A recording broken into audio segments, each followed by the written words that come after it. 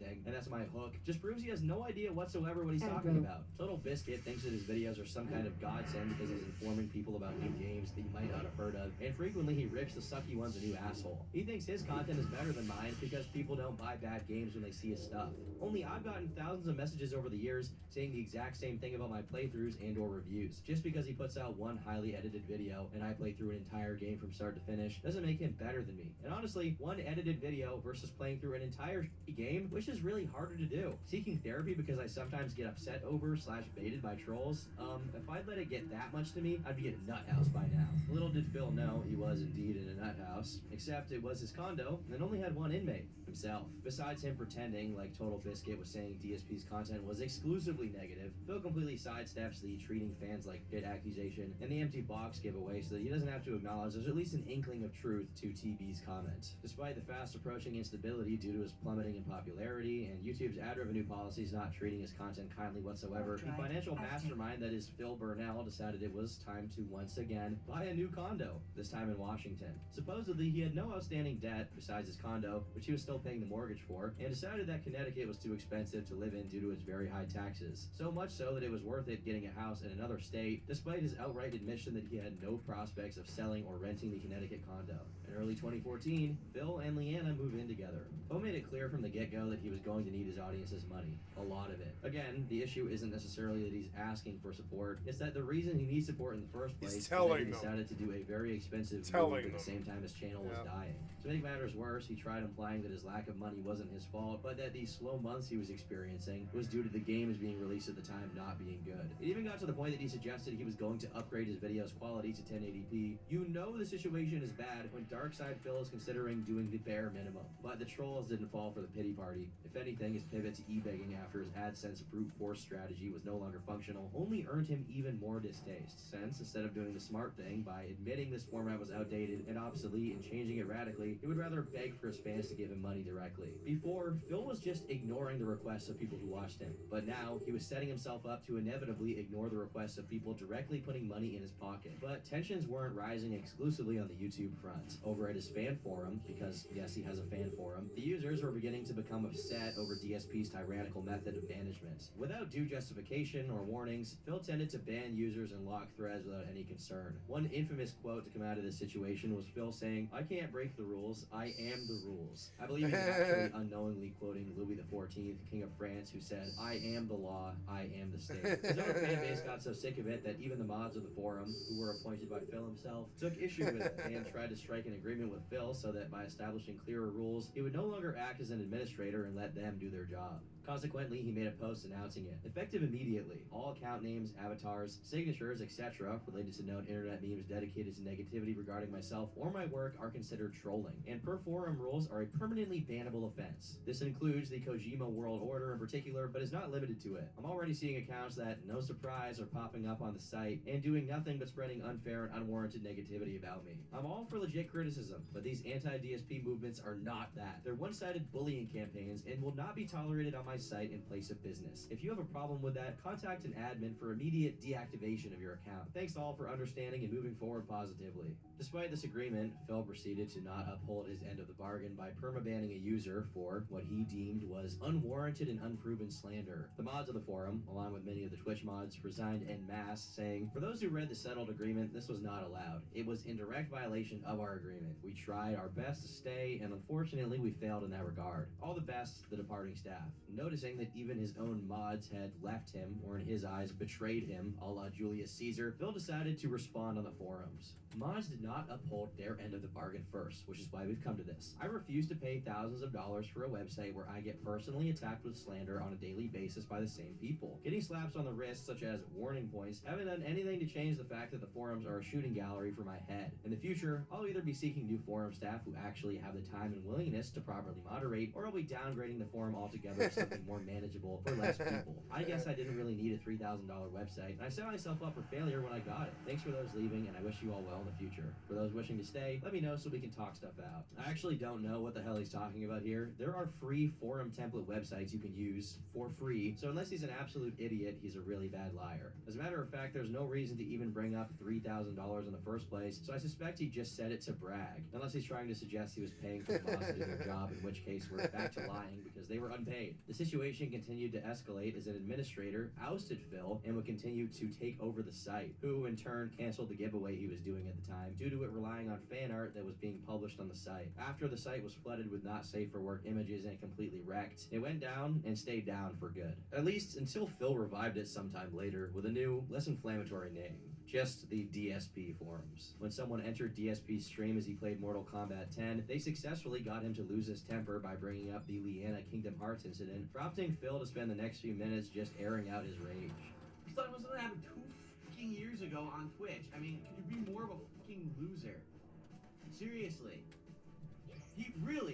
The reason this guy joined my match was to do that. Not to play the game, not to have fun. He ruins it for everyone. Delays. People who want to play have to wait now, right? Because we have to listen to this fucking idiot. I mean, what? Ladies and gentlemen, you found the epitome of a loser on the internet. The tirade alienated vast swaths of his audience, and he apologized the very next day in a video on his YouTube channel. For once, this was an appropriate response, even if he was pressured into doing it. Your skill Every has once in a while, increased. Phil does seem to exhibit a sense of clarity. For example, some of his trolls doxed his new location back in the summer of 2014, which wasn't a very difficult task to do considering how careless DSP was about it. It took a long time for someone to do something with that information, but after 5 consecutive days of being DDoS attacked, someone tried to swat Phil, saying he either had or was in the process of murdering his girlfriend and her family. I don't have to explain how absolutely unjustified and dangerous this was, but thankfully, Phil had already been in contact with the police because he predicted something like that would happen. Perhaps because something similar already had happened at some point, but that's just speculation. However, Phil took this as an opportunity to conflate the people who tried to swat him and falsely accuse him with anyone and everyone who had ever made a "this is how you don't play" video or mocked him on the internet, saying that it was the negative vibe people created around him that almost cost him his life. As bad as swatting is, that's just a silly thing for him to do, especially in the relatively serious situation he found himself in at the time. Obviously, not every hater is responsible for the one nut job that decided to swat him. The noise surrounding his name was getting a tad too loud for Phil's liking, but since he was too proud to start paying an editor and putting out decent content to quell the mutiny that the Kojima World Order had created, his strategy to deal with his detractors was to abuse the copyright privileges he had, in part due to being a member of Machinima, to strike the channel of whoever was bad-mouthing him. Once again, Total Biscuit, this time along with Slow Beef, popped up on Twitter to address what Phil was up to with the abusive copyright claims. Ironically, DSP was soon going to suffer the same fate he put many people through at this time, when DSP Gaming began facing various copyright ID takedown notices due to his use of fan art in his pre-streams. The threat that this posed to Phil's livelihood was so immense that drastic action will be taken. Hundreds of playthroughs that featured fan art were deleted and privated in order to prevent further strikes. Consequently, the accumulated views on DSP's channel dropped dramatically, which, according to Phil, lowered his ranking in the YouTube search engine. Not only was his personality pushing people away from his videos and streams, now his privileged spot in the eyes of the algorithm was going away, and the House of Cards was very quickly collapsing. Again, this is not something I wish on anyone, not even someone as annoying as Phil. Having your livelihood ravaged is a terrible thing. However, the crux of the issue is, despite having actively participated in bringing all of this upon himself, he simply wouldn't stop in blaming exclusively other people for the damage done to his channel. Additionally, he returned to directly asking his viewers for money, this time with a Patreon already set up, which, around this period of mid to late 2015, was making a little over $1,000 a month. Like he always did when it came to asking for money, he brought up the topics of his taxes and bills, saying he had to pay off his house. But it was clear to anyone with half a brain that Phil was not exactly living frugally. He had nothing resembling savings to subsist on, and actually depended on things like the hike in revenue in the latter half of the year to keep himself afloat through all of the debt he had incurred. None of which is explained to the viewer, of course, because that would reveal just how financially irresponsible Phil truly was. Due to the declining ad revenue, Machinima once again renegotiated their contract with Phil and lowered his salary. Instead of looking inward to where he could improve on his content, he decided to strike out at people who watch his videos with an ad blocker, calling them thieves, among other things. Though he'd previously pledged to never again ask for money online, saying he would rather get a different job than be an e-beggar, he presumably reconsidered this when he realized how good he actually had it in comparison to a real job, and he didn't want to lose or his a real YouTube beggar. He'd actually ridiculed the mere concept of asking people for money, saying he would feel morally bad to be in such a situation. Everything is a tax write-off. I don't need money, you know, I don't want that. That's ridiculous that I would have people be sending me money and stuff, and I'm still not asking for that, and I would actually morally feel bad if that were the case, if I were to have to do stuff like that, and I really hope that I never will. Of course, there's nothing wrong with opening up a Patreon per se, but when you try to guilt trip people into paying for debts that you chose to incur, there's definitely a problem at hand. This wasn't the only instance of Phil eating his own words either. He spent years mocking any Let's Player who did Minecraft videos, going as far as to say it was only widely played because it was free. The reason that people are playing Minecraft is because it is free. Guess what, Notch? You're a f***ing idiot. Once Patreon time rolled around, he changed his tune to simply having missed Minecraft is not, nor has it ever been, free. Minecraft is not free. Patrons during this time, he would fail to fulfill the extent of what was promised, with him only playing. No, the reason they play Minecraft is it would play on any computer, any console, anything, cell phone, doesn't matter, and that's why. Sometimes they didn't pay for it, sometimes they did, but Minecraft's never been free. Prospective Minecraft sessions due to low viewership. Another incident came when users voted Persona 3 to be that month's Patreon game. After a 4-month playthrough, he reached the final boss. 4 months? Quit it and not finish. 4-month playthrough? Boss fight he'd ever done. He only returned to Persona 3 later, but we'll cross that bridge when we get to it. Another tier on the DSP Patreon was yet another reboot of Project 7, which he promised to do if he hit $1,250 a month. The goal was met, and he took some time off of streaming to work on it. Just 2 weeks later, he indefinitely postponed production, saying to do Project 7 at that time would not make sense, all while refusing to refund the money donated for that specific purpose. It was also around this time that Phil decided he would only fulfill his pledge obligations if the pledges surpassed the set goals by several $100s. Supposedly to counteract the abundance of false pledges he was receiving on Patreon. In addition to this controversy, the prospect of another Project 7 reboot reignited whatever was left of Phil's deteriorating relationship with Howard and John, who at this point were very mad at Phil for a variety of reasons, Your score has increased. Monetized the video he made talking about their mutual acquaintance, Scott. The entirety of their back and forth adds up to several hours, but the short of it was that ever since his move to Washington, there was no longer a real friendship between Phil, John, and Howard. Since this time, Phil has made clear on multiple occasions how he simply doesn't have the time to invest into friendships, instead sinking his time into his business, something that apparently continues to this day. Much later on, Phil recognized that during this time period, it wasn't just his professional life that was tumbling down, but also his personal life. His relationship with Leanne was deteriorating, and he'd completely lost touch with his best friends from his peak era, both of which are cited as some of the most negatively impactful moments of his life. He also recalls doing nothing but eating fast food and drinking to such an extreme point that he describes himself as being an alcoholic at the time. Pretty sad, and despite everything, you can't help but feel pretty bad for the guy. DSP began 2016 with a 3-pronged plan. On his main account, DSP Gaming, he'd continue posting playthroughs like he always did, while his vlogs went to the King of Hate Vlog DSP, and his edited videos and montages were uploaded to a third account called KO Gaming. After a rough 2015 that introduced Phil to the consequences of behaving the way he did, he was angling to outwork his lack of manners and the audience of trolls he had attracted. It was supposed to be his year. Phil would finally become Himothy, until one foolish mistake sapped his momentum right at the very beginning. One of the ways he found to make up for his past shortcomings as a content creator was to return to Persona 3 to beat it, as he was supposed to do a long time before. However, just as his live stream for it was about to begin and the screen was set on a message informing people that it would start shortly, he mistakenly left his webcam on and visible to the viewers. In doing so, he exposed his audience to what appears to be his pre-stream preparation ritual, if we can call it that. I'm pretty sure I can't really show it on screen, even though it's not explicit per se, since you can't see any of it happening, but it's fairly obvious based on the fast-paced jerking motions and his facial expressions that DSP is cranking one out immediately prior to beginning a stream. As soon as he's very visibly done, the live stream starts and he says, Oh, the camera's on. The camera's been on the whole time, huh? almost as if he was knowingly nodding to those who had the displeasure of witnessing the whole thing. As far as live streams go, this comes close to the mother of all of them. It was covered by Keemstar of Drama Alert, and potentially, it's the single most well-known moment of DSP's career too. I've done that. However ironic and depressing that may seem. But I wasn't famous when I did it. I did it like 3 weeks into my first stream, and all they saw was the porn, and I didn't catch a ban for that, which is kind of funny.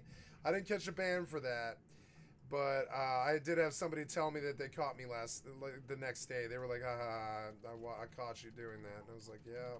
Aggro. Sorry, I didn't know. I turned the stream back on.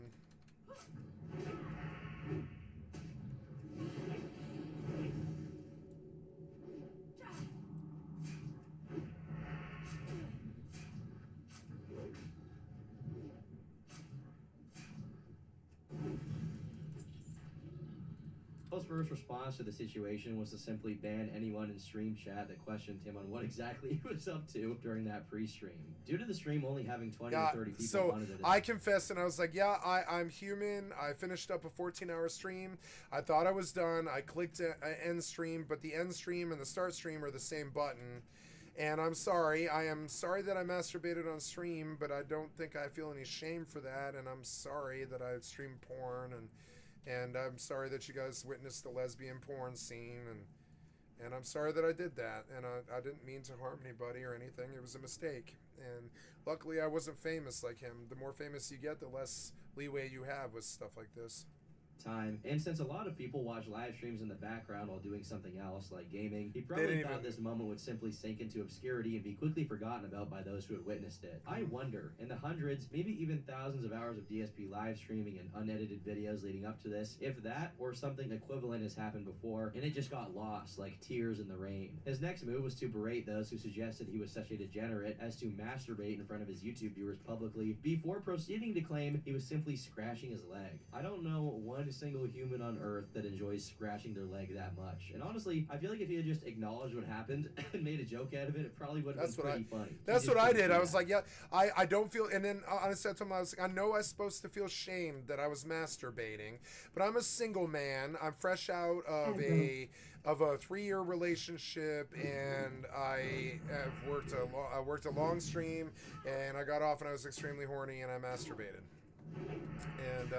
And my friend Frosty, he was like, I get it. I'm sorry, I didn't mean to trip on you. And I was like, no, I'm sorry I did that to you, but I lost that guy. He never did come back. I kind of was a clown when I started. I was a clown, but I mean, I was new to this. I didn't know that the button was the same thing. It's still the same. Like, it's still the same thing. It's still the same thing on both programs. If you click end, it pops start. It pops a start button under the button you just clicked. So if you click twice, you have started again, and I've done it many times. It's so annoying. The hit to his ego was too big. After the immediate Now, I've only masturbated on stream once, but I've definitely left the stream on for 12 hours. I've filmed my chair for hours. I'm not famous, so it doesn't matter. But if I had done that stuff I'm glad I got that stuff out of my system early, because you can't make those kind of mistakes. They'll cancel you. And embarrassment wore him down to the point where Phil felt comfortable in ceasing his reflexive lying. About a day later, he embraced it and admitted that he was, in fact, not just scratching his leg. Due to how thoroughly he welcomed the mockery this time around, some people thought that Phil either faked it or did it on purpose in order to get attention to his floundering career. However, as misdirected a person as Phil is, I doubt this is the case. No, what it is, I'll tell you what it is the Streamlabs button. Well, no, I'm sorry. Yeah, no, he did do this on purpose. He did that on purpose.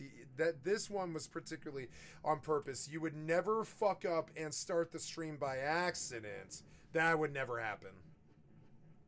You could leave it running and start it again by accident, but you would never start the stream by accident. I don't know how you would do that. That would be, you'd have to have the mouse on the box and you accidentally clicked or something like that, or you'd have a keybind that you hit by mistake. And I'm sure that happens. I'm sure there's been live stream fails and stuff, but honestly, all the mistakes are going to be when you thought the stream was ended, but it wasn't, right? That's the common one, is you thought the stream was over, but it wasn't, and the girl gets in your lap and starts straddling you and shit, and stream's over, she wants to fuck, and you've been at it for 8 hours and stuff, and it's probably happened a lot, and you show your crowd you fucking your girlfriend. It probably happens, a lot more than we care to admit. But that happens because you accidentally turned the stream back on, or you didn't know that it was running, right? It was still running. You would never turn it on by mistake unless you were ending it. Does that make sense? Because the button is the same. If you look Like if I don't want to stop the stream, but this button here, stop streaming, is the same button as start streaming. So the mistake that everybody makes is you double click this by mistake, and it starts to stream as you go to bed or go to fuck your girlfriend at the end of the stream or whatever the fuck it is, right? Yeah, and so him turning it on by mistake, I don't buy that. I don't buy that at all. Only because it falls outside of. I buy what I did, which is I clicked the stop button and accidentally hit the start button again right at the end of the stream, and the first thing I did was load porn because I was horny, you know. Typical shenanigans he gets up to, but I honestly also think he lacks the imagination one needs to have that sort of move. My audience at the time was like, it's fine. Nobody cared. I was like, that's good. I could see you guys just not coming in here again. One of them didn't come in there again. I don't think that was the reason. It's because I kept talking shit about Republicans, you know. But yeah, for some reason I pull in a lot of white boomer Republicans for some reason. I think they see me and they see something of themselves in me, I guess. I don't know what that is, but I pulled a lot of white boomer Republicans, and like they get really disappointed when they realize how much I really fucking despise the Republican Party, and I've definitely scared away 2 of my closest community that way, and I feel bad. But I mean, I'm sorry. I'm not going to act like I like the Republican Party. I'm not. I would rather die than vote for them. I don't like the Republican Party. I will not act like I do. It's too Andy Kaufman for good old Phil. I view the Republican Party like I do, like NAMBLA or Illuminati, or I think they're all the same thing.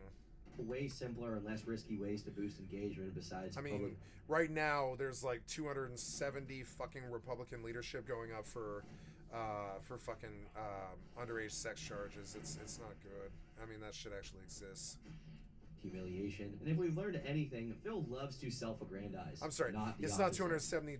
It's 270 charges of child molestation. Your skill has increased. It's 270 fucking Republicans losing leadership because of sex charges. Usually with sex charges, you're looking at something really nasty. Usually underaged.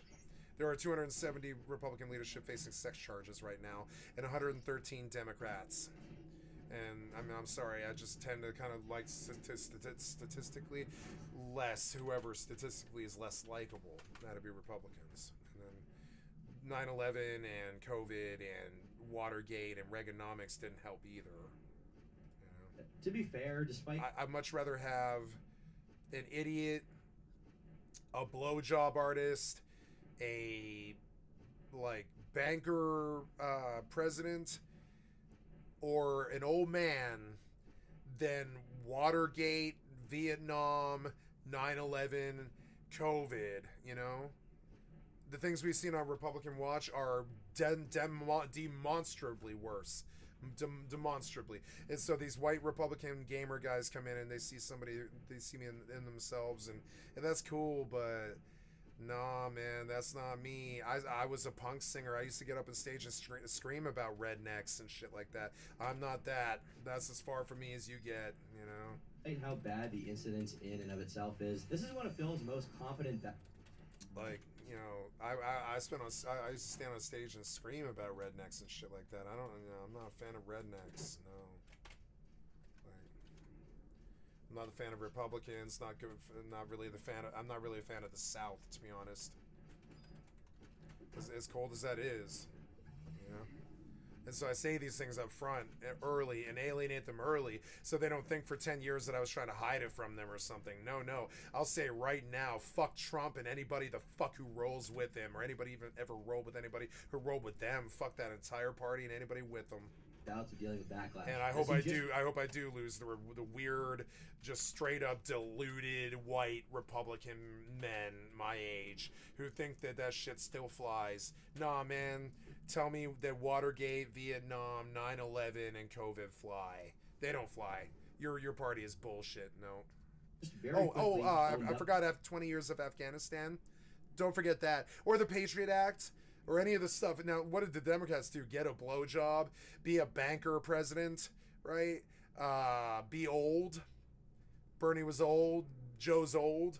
That's the worst you get out of the Democratic Party. Republicans, you get COVID, Watergate, Vietnam, 9/11, you know, I'm sorry, but easy choice there. Easy, Within like a day. easy choice there.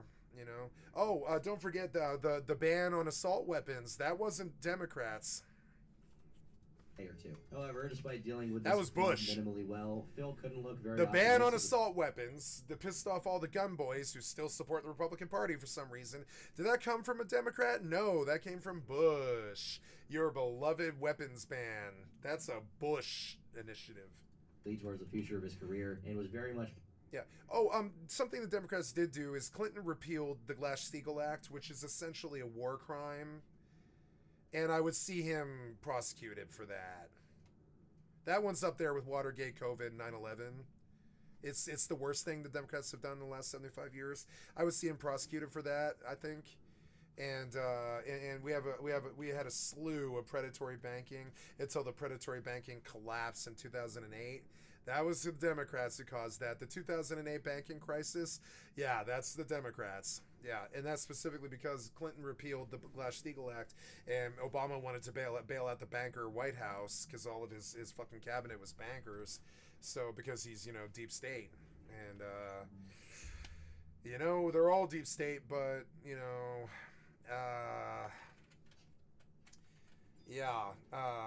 and COVID I put directly at the feet of the Republicans.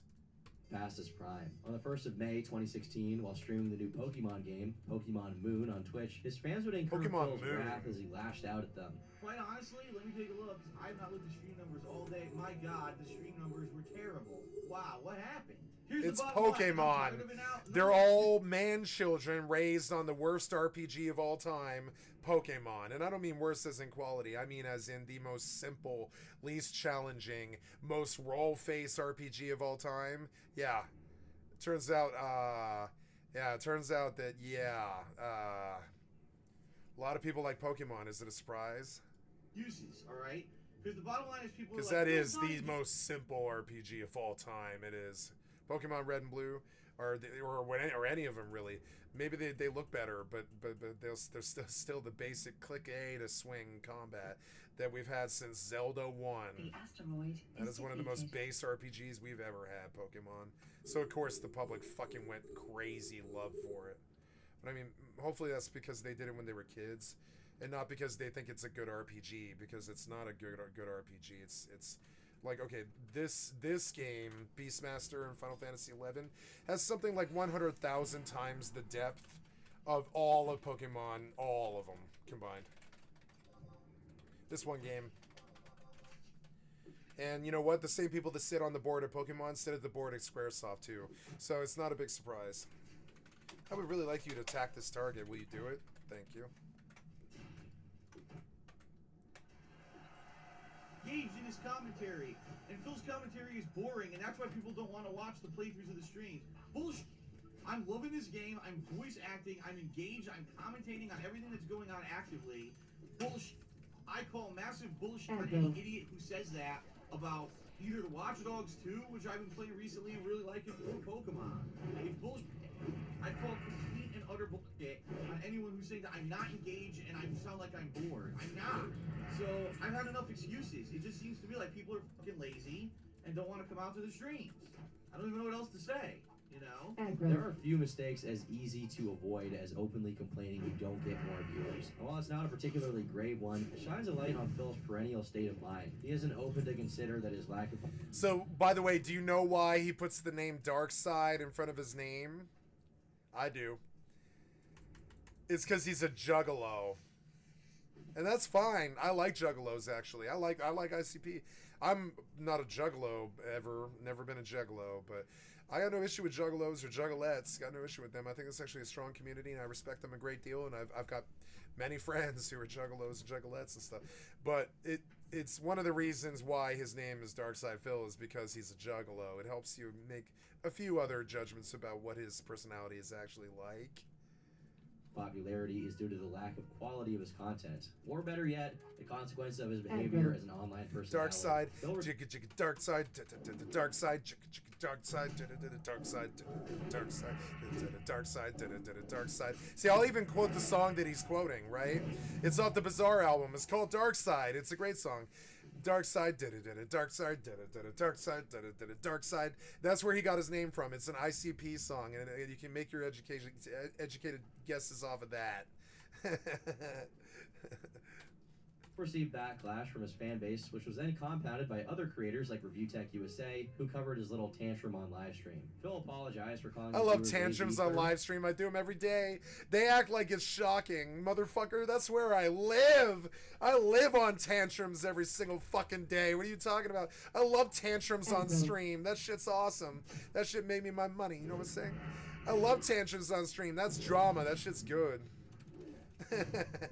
Remains steadfast in his belief that the viewership drop-off has nothing to do with the content itself. At this point in time, the How You Don't Play videos made with clips from Phil's content had completely eclipsed Phil's actual content as far as views and engagement, and Phil thought to capitalize on the community source content. He allowed other people to submit videos to be uploaded to the KO Gaming channel and promised to pay them with, you guessed it, exposure, by having their channel's name in the description. I have to make a small note here by saying that he still hasn't tried hiring an editor to work for him to help make his Let's Play content watchable. It's actually mesmerizing. Anyway, the success of posting community source content on KO Gaming was short-lived, as in 2016 the channel was demonetized for reasons unclear. The situation was already dire as far as channel growth was concerned, but soon things took a turn for the worse. As the adpocalypse hit in early 2017, much of Phil's backlog on his other two channels got demonetized, meaning he could no longer profit off of them and depended even more on his immediate income. However, the potential for AdSense revenue was stripped away from Phil when his content was deemed advertiser unfriendly, mostly because of the years of content on each channel loaded with every offensive expletive known to man. Because of this quick succession of unfortunate events, Phil found himself unable to pay for the immense amounts of credit card debt he had accrued, the mortgage for his new home, potentially even the mortgage for his old home as well, since it's not clear that he stopped paying it, and last but not least, the medication he needed for his chronic back pain. This panic over his future led to even greater tensions with Machinima, who advised DSP to start uploading shorter edited content to try and amend the declining rates of viewership. However, at this point, DSP is almost a decade into phoning it in, and especially now that he's tight on money, there's no way he's paying for someone competent to edit his slop. Incapable of understanding how the business model of his own business operates, Phil thinks that Machinima, along with Google, is shafting him out of money after years of his loyal servitude. In his mind, they owe him something, even if the content simply is not working out. Strangely, he seems to believe that the changes in algorithm were somehow malicious in nature, and that they owed him an explanation as to why he was being treated unfairly. He released a video airing out his grievances and basically saying that he'll get to the bottom of it, as if there was something to get to the bottom of. There's no deeper explanation to it, other than his low quality standards put his channel in a bad situation, and once the apocalypse hit, he was too exposed and got the worst of it. Phil obviously didn't see it that way and wanted to get a satisfactory answer as to why he was making so little money, and primarily he wanted an answer to why it wasn't his fault. This tirade heightened the friction between him and Machinima, and finally their partnership came to an end as Phil was fired from the network. Probably one of the only people to ever be fired from the Machinima network. By March 2017, views had never been lower, despite how frequently content was being pumped out. Phil's merch on Teespring wasn't bringing in enough revenue to keep things afloat, so he went on the search for a new MCN to be a part of so that he could continue his work. Keep in mind, by 2017, MCNs were basically phased out from YouTube. Most people saw them as scams, or, in other words, companies that take all of your money, give you a portion of it, and don't really do anything for you as a result. But here, Phil was still looking for an MCN.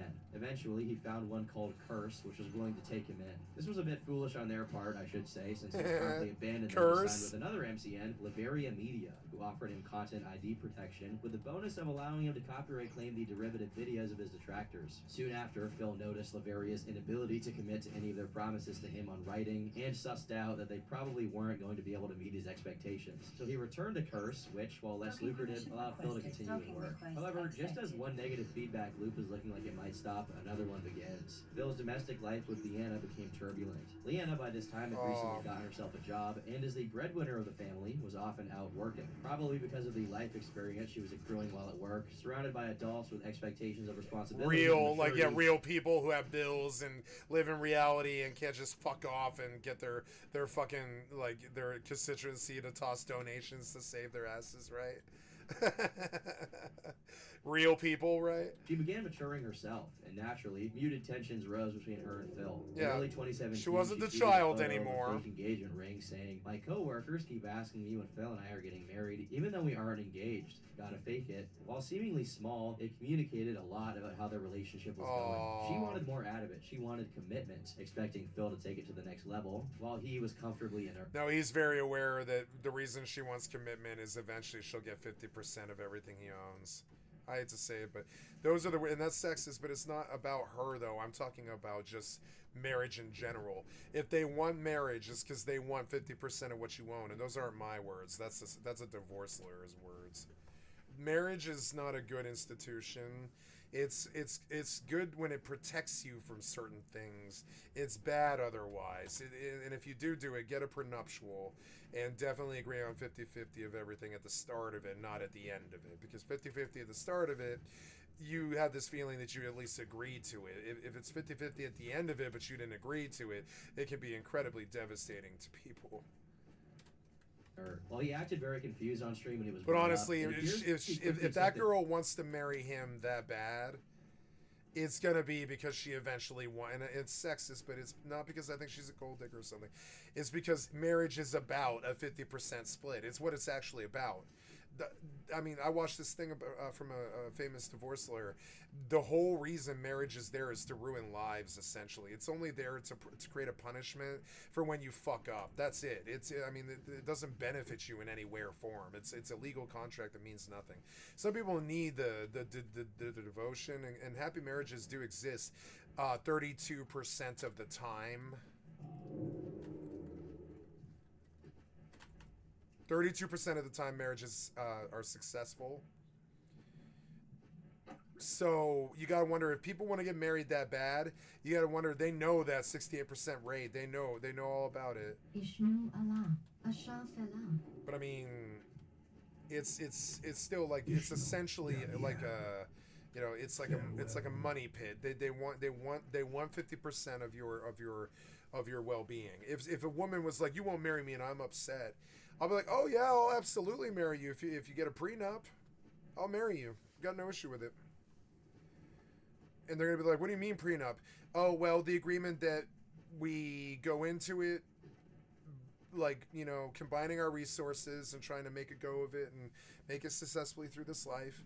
And if we don't make it, you can have half of what you brought when you came in." And they're either gonna be like, "Oh, yeah, that's fine. I love you, and I am that devoted to you, and I do feel safe, and I will do that." Or they're going to be like, "Oh, I don't want to sign the prenup," which means that they were trying to get 50% of everything you own.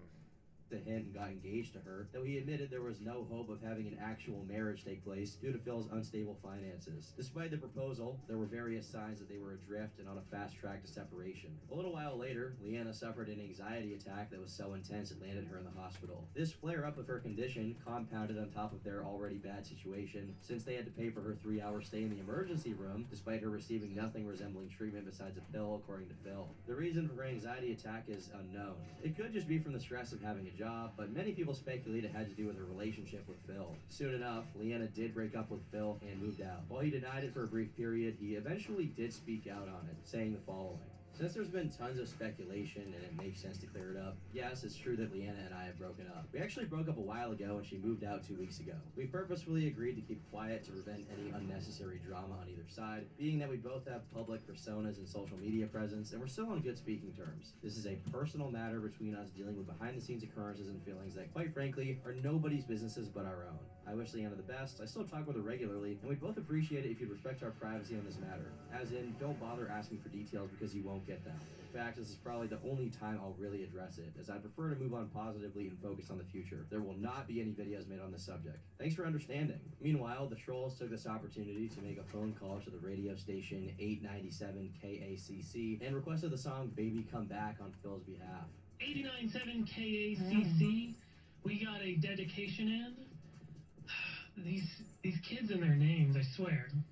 So, Darkside Phil wants to dedicate a song to Pandali, He wants to dedicate Baby Come Back by Player? Regardless, it was clear that Leanna leaving hit Phil like a ton of bricks, perhaps even worse than his financial issues. He began sleeping poorly and began struggling to eat as well, as he used to eat after Leanna made him dinner. Along with the ending of his friendship with John and Howard, Yeah, it Phil turns decided to out. break up with Leanna. Yeah, it turns out that you're just a masochist and you believe in using women as a slave, and the only way that you eat is if Marge feeds you. You really want everything to be Homer and Marge. And really all that is dependency, right? So when she doesn't feed you, you don't eat, and it's just another male slob. I'm sorry, but it is. It's another male slob. Impactful things to have happened to him in his life. At this point, he was more of a Twitch streamer than a YouTuber, since he was. Remember, Homer Simpson made fun of this. He was like, I have one thing. I have one thing to offer you that nobody else can. Complete and utter codependency. And she was like, that's not a good thing, Homer.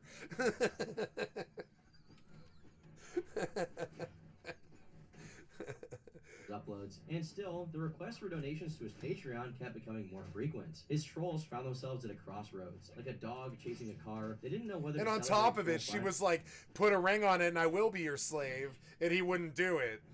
Baby, come back, and then the crocodile tears start, and it's like, come on, man, like Jesus Christ. Are you getting so much play that you think that kind of love just comes along every day or whatever? I don't know. Maybe you're just so toxic masculine. Did you just think it's a woman trying to get your money or whatever? But no, that shit doesn't happen every day. You're fucking stupid. Finally approaching rock bottom, or to mourn. Like, say what you want about, like, okay, there's somebody in my life. They know how much I love them. And circumstances didn't work out, but it's still... Like, when somebody really loves you like that, it's not normal. It's a good thing, but it's also like when they really, really love you like that, you are blessed, and it's best to actually maybe put a ring on it then, you know? Oh no, is he gonna kill me? Yep, I'm one swing from winning. Oh, no, got it. Okay.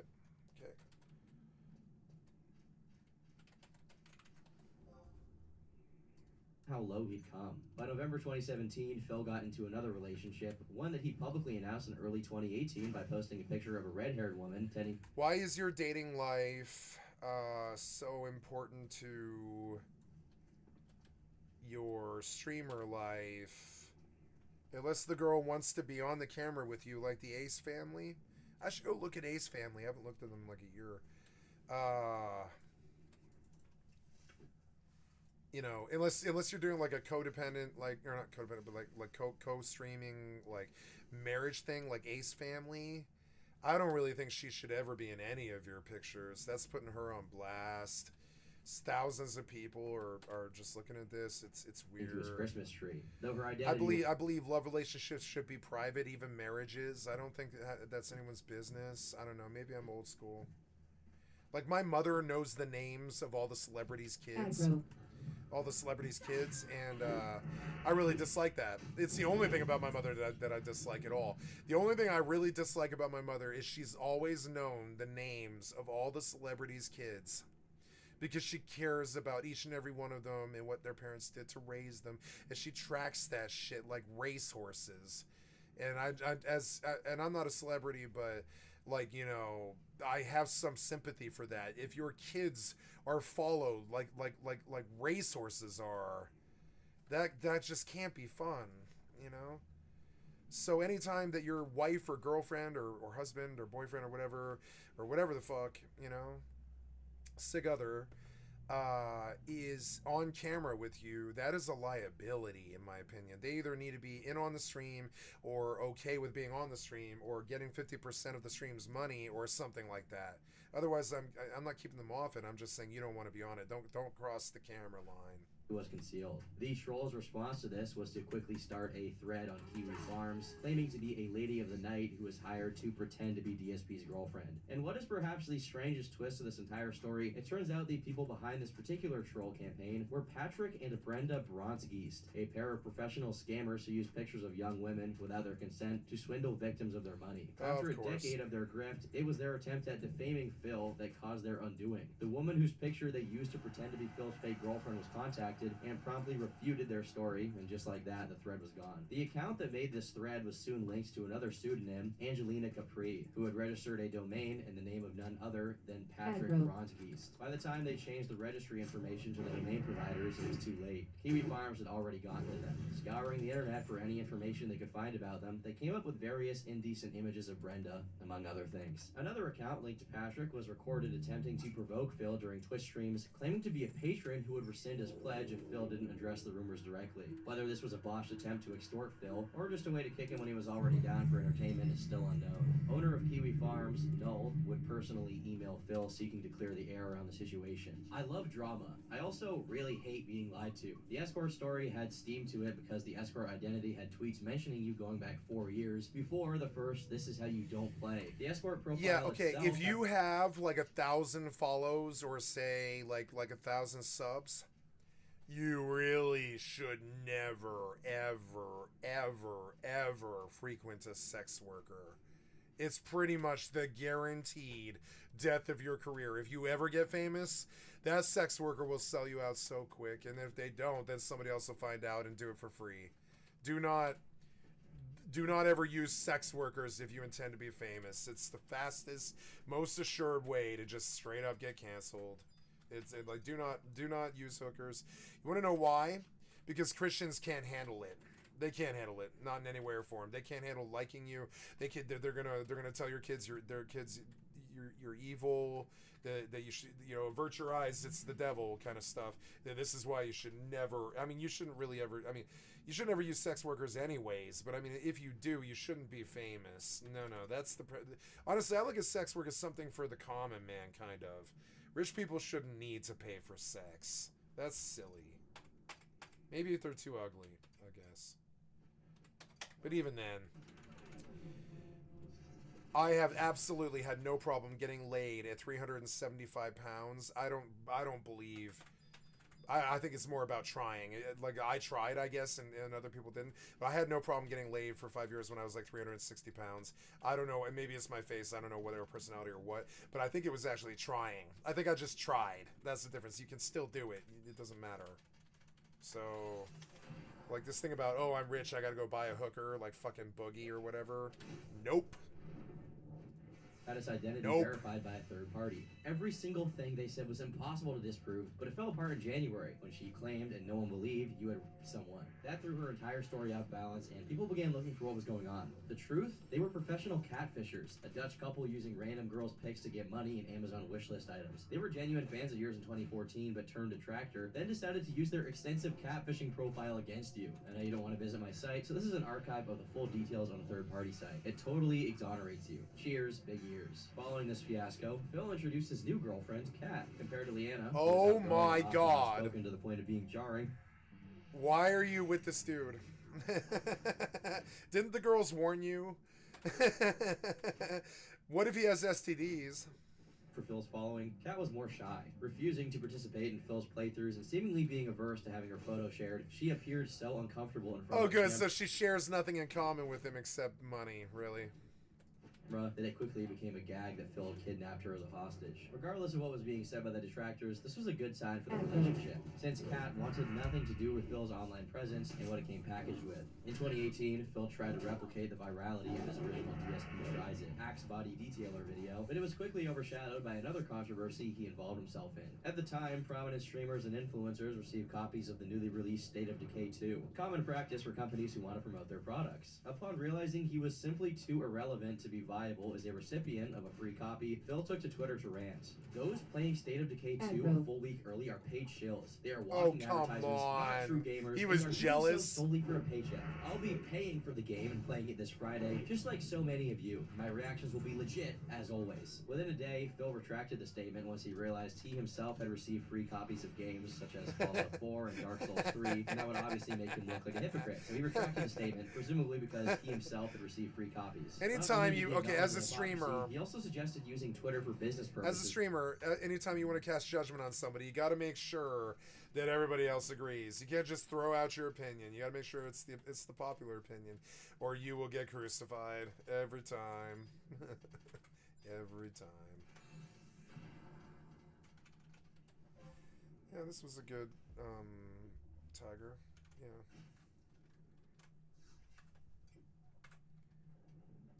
Exclusively to prevent similar situations in the future. Despite his promising relationship with Kat at this point in time, Phil opened up to his audience about his struggles with depression, pointing to the times when he acted. Don't talk extremely about stupid and your self-destructive psychological as times that he had issues. underlying issues. Years later, it seems he was at least Don't use all of your problems. Like, I used my history because I wanted people to know who I was, who they were supporting. Excuse me for just a second.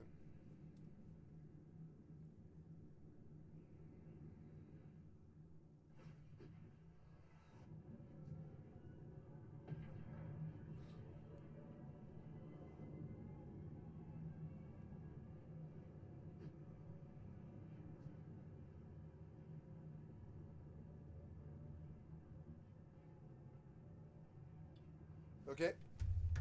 Sorry. Got a text. I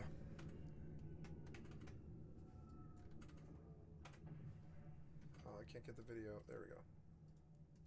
Partially admitting that Total Biscuit was right in assessing him as someone, quote-unquote, obsessed with burning his own house down. In July 2018, YouTube guidelines for MCNs changed, and now every report on a client of theirs had to be manually reviewed. This proved a very big problem for Curse, since for every stream Phil did, there were dozens of trolls willing to mass report him, creating a massive backlog of reports that someone at Curse had to be burned with. Because of this, along with Phil's low numbers, they decided to drop him, meaning Phil was once again a free agent. This was particularly impactful on his finances, since the month prior, he maxed out his credit cards to pay off the total sum of state taxes he owed, and without an MCN, his main channel, DSP Gaming, apparently couldn't be monetized. He did find a brief period of relief thanks to one troll, who spent a hefty sum on donations to him, planning to eventually charge Phil back for all of it, but ultimately the chargeback didn't work and Phil got to keep the money. Since he no longer had the MCN's AdSense linked to his main account, Phil had to appeal his original ban on DSP Gaming from 2010 in order to make a living. He started uploading his new content into his long dormant KO Gaming account, but that wasn't much of a fix considering the channel was dead from the lack of uploads and engagement. Phil truly was between a rock and a hard place here.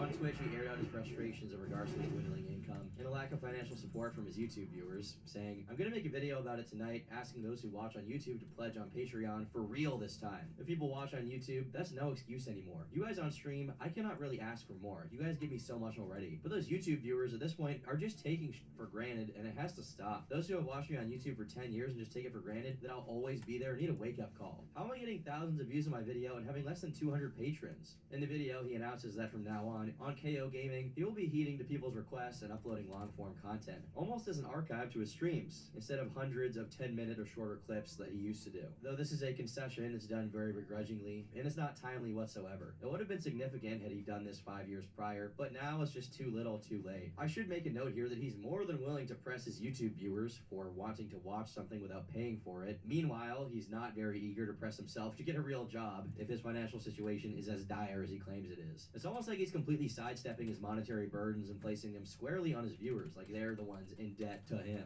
Luckily for Phil, DSP Gaming did eventually regain monetization. During that year's Halloween stream, after participating on the stream for a couple of games, Kat abruptly left the stream to go out with her friends. Later on, Phil revealed that the real reason she left was because of the excess of trolls in chat that were upsetting her. One troll in particular got the brunt of Phil's ire, the almighty Tevin. Why does everyone want me to give Tevin a birthday shout out? You guys are fucking lame trolls. What? Who cares if I say happy birthday to Tevin or not? Happy birthday to my number one fucking thief who deserves jail time for the amount of stuff that he steals illegally, except that YouTube won't do anything about it and he knows that I can't afford to stop it.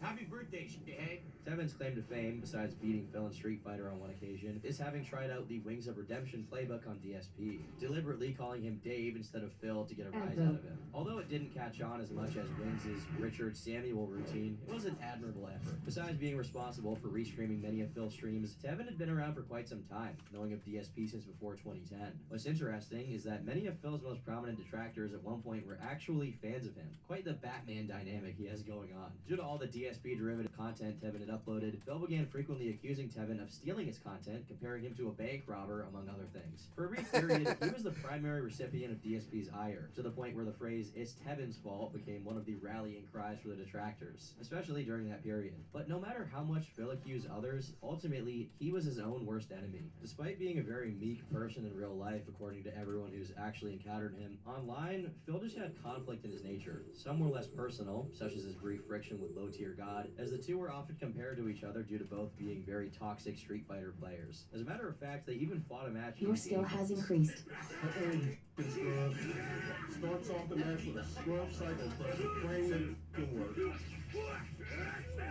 Another fighting game adjacent beef Phil was unable to stop himself from entering was when Alpha Omega Sin used him as an example of people who rage quit matches, to which Phil replied by qualifying that when he purposefully throws a match, it's not rage quitting because he doesn't actually quit. A highlight of Phil's response is when his audience outright tells him that to make a response and address it is just going to create more negativity, he should let it go, to which he responds that he's been the bigger man for a very long time, meaning it's okay for him to engage with someone saying something bad about him just this once. I guess that's sort of Phil's general sin as a content creator. He's unwilling to not engage with negativity, which makes for a very depreciated viewing experience for people who actually want to watch his streams. He also got in some trouble in 2019 when talking about the passing of Twitch streamer Etika. While he does express sympathy for Etika, he makes the mistake of pontificating about his own situation in 2017, leading many people to claim he was making what happened about himself. The video also attracted some negative attention due to it briefly being monetized after being uploaded, with the first line in the description being a Streamlabs link to give Phil a tip. Honestly, I think this one's not that big of a deal, but obviously someone was bad.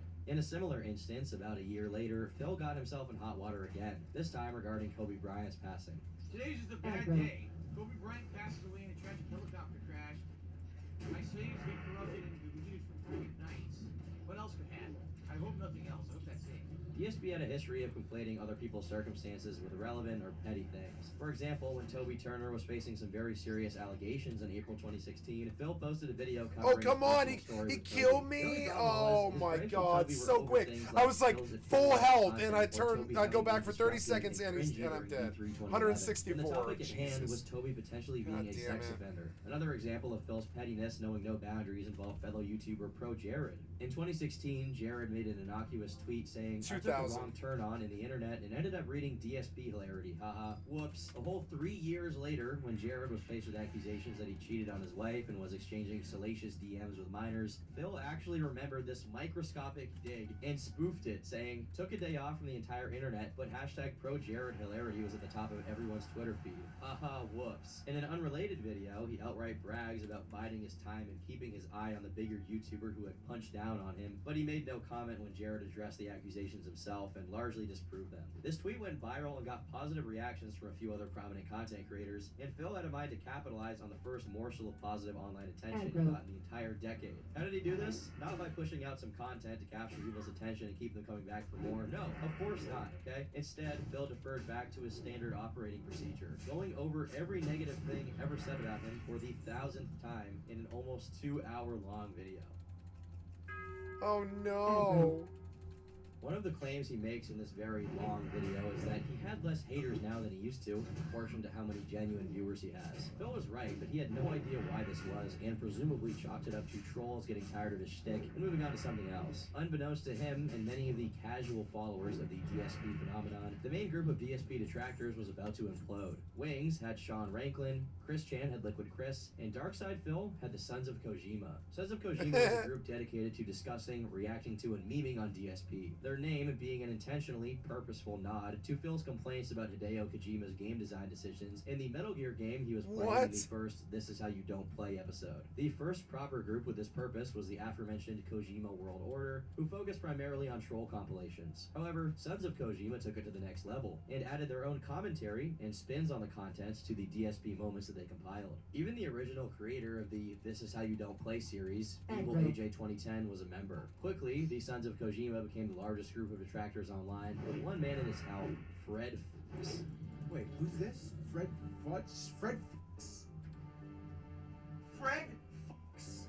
Deriving his name from the AVGN clip you just saw, Fred sought to keep his real identity a close-kept secret, and tried to establish a strict code of conduct in other members of the SOC, and even the general DSP trolling community at large. Many former members cited the group as an enjoyable pastime that was gradually ruined by Fred, who took it significantly more serious than everybody else. His #1 rule was that no one, under any circumstance, could profit off of DSP, supposedly because it would affect their capability of neutral and fair judgment of his actions. Anyone who attempted to monetize their DSP trolling began a campaign of intimidation and sabotage from the Sons of Kojima, the most notorious example being with the then up-and-coming YouTuber, Ardnos. Ardnos was a rising star in the niche DSP detractor scene, uploading daily summaries of Phil's shenanigans. The one mistake she made was making money off of her work, something Fred and the SOK were quick to confront her with on Twitter when their content was used. The content in question was screenshots taken by Fred and images of DSP's content with an SOK watermark plastered on it. Ardnos claimed that her videos had ads placed on them by YouTube's copyright system against her will since they were DSP re-uploads. The incident split the detractor community, as people were either subscribed to Fred's ethos or casuals who thought it was stupid to treat it with much more importance. And I would probably agree with the casuals. Ultimately, Ardnos got her account copyright struck into oblivion after her intro song, which was in multiple videos, was claimed in all of them. Ardnos and another former SOK member had a few exchanges about how Fred was worse than DSP. The particulars around who is responsible for the claims are very murky, but what matters was that this marked a tide change against Fred.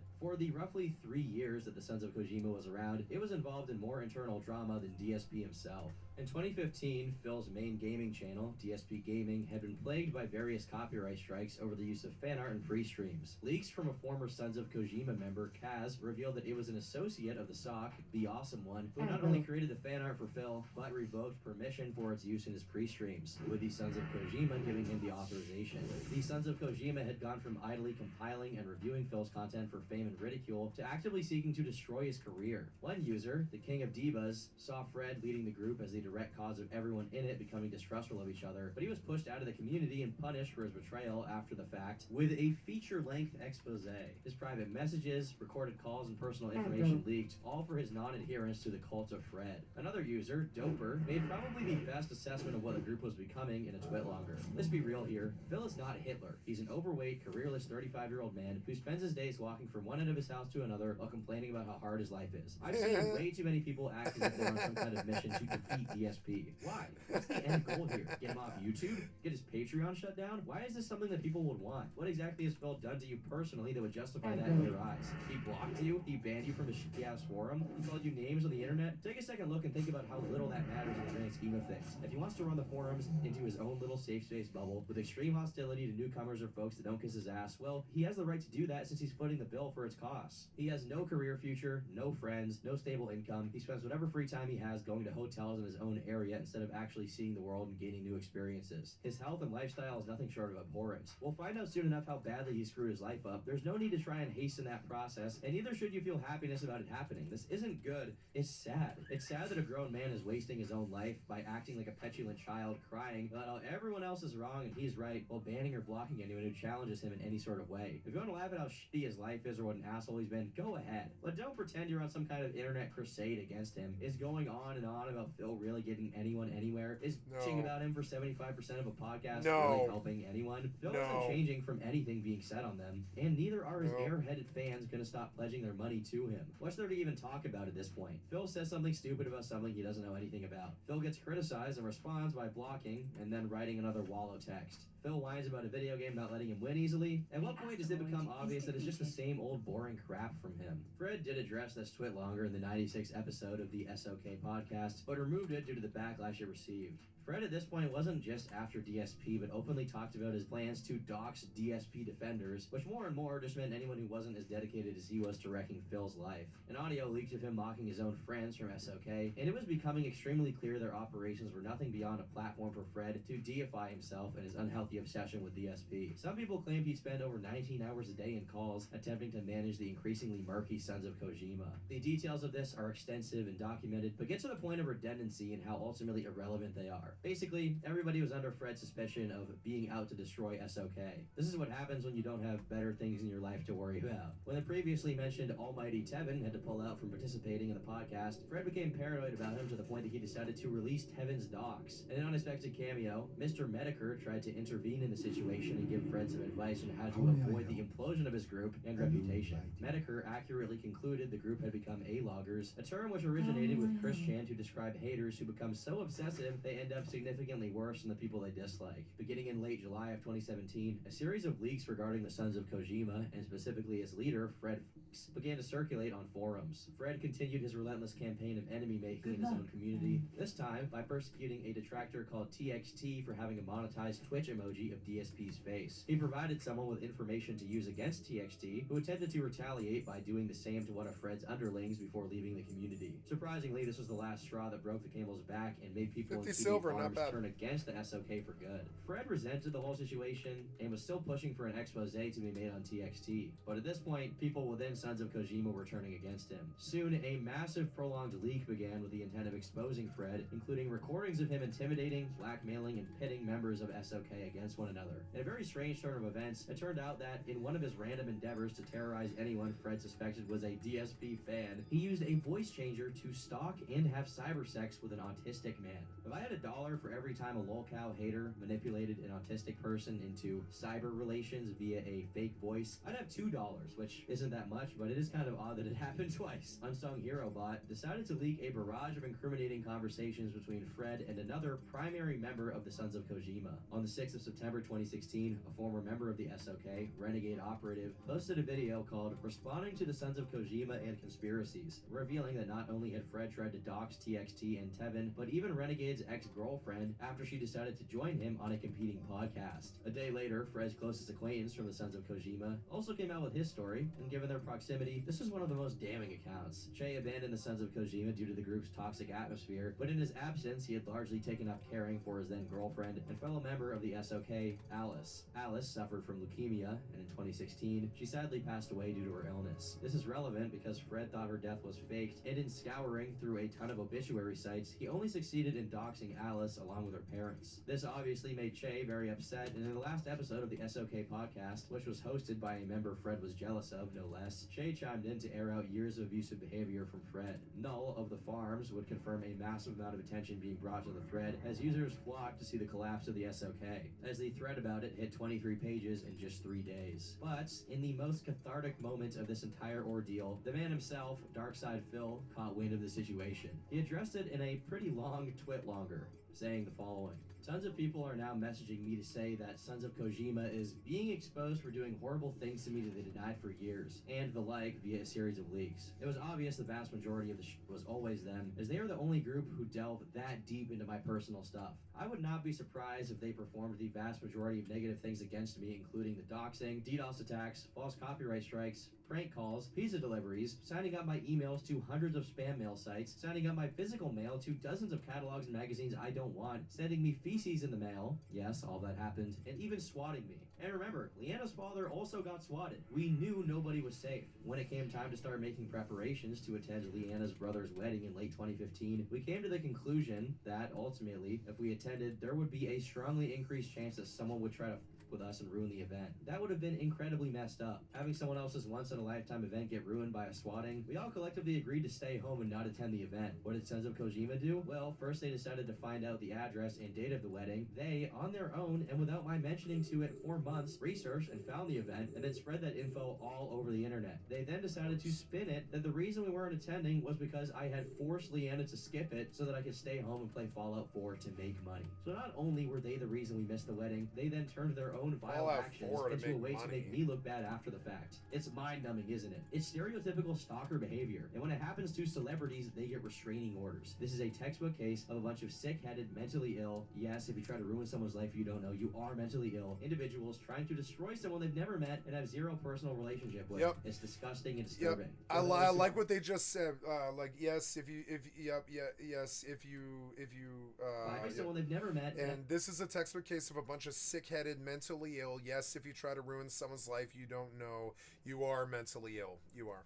have zero personal say. relationship with. It's disgusting and disturbing. He is right For about those that. who are finally seeing the light, they need to look back over the last several years, all that they did to me since I moved to Washington, and seriously see if they can live with themselves. I feel bad even when I inadvertently hurt someone, but these people deliberately tried to destroy me for literally nothing. No logical reason. That's wrong on so many levels. My life is already destroyed in a lot of ways, and I'll probably never recover from the financial situation I'm in that they created. Therefore, why dwell on it? So please, don't keep contacting me with juicy new info, as I don't care. Just let me do my daily thing and be who I've always been since day one, and let's keep stuff positive moving forward. Everything else is just white noise that we can block out. While Phil is correct about many of the things said here, to blame the financial situation he's in on the Sons of Kojima takes a big chunk of credibility away from his twit longer. During the previously mentioned final episode of the SOK podcast, Null asked the present members if anyone had any knowledge of these swatting attempts, and they said it wasn't their doing. While Phil seemed to accurately assess his haters turned stalkers, it didn't mean that he was necessarily right in pinning his assessment to the members of SOK. Wow, many 20 of which grand. were half as deranged and deserving of that kind of framing as their leader, Fred, was. Speaking of Fred, he soon spoke out himself about the leaks. The things I've said and done in the past were disgusting, embarrassing, and inexcusable. I'm not going to make excuses or say that anyone else influenced me to do them. I take full responsibility for what I did and what went on in Nice, that group 25 at the time. grand. When I look at the pictures, I feel ashamed. Or not 20 even grand, because they're excuse me, public 20 now, but because I acted that way. It's stuff I allowed myself to forget about and move on from that I have to now reflect on.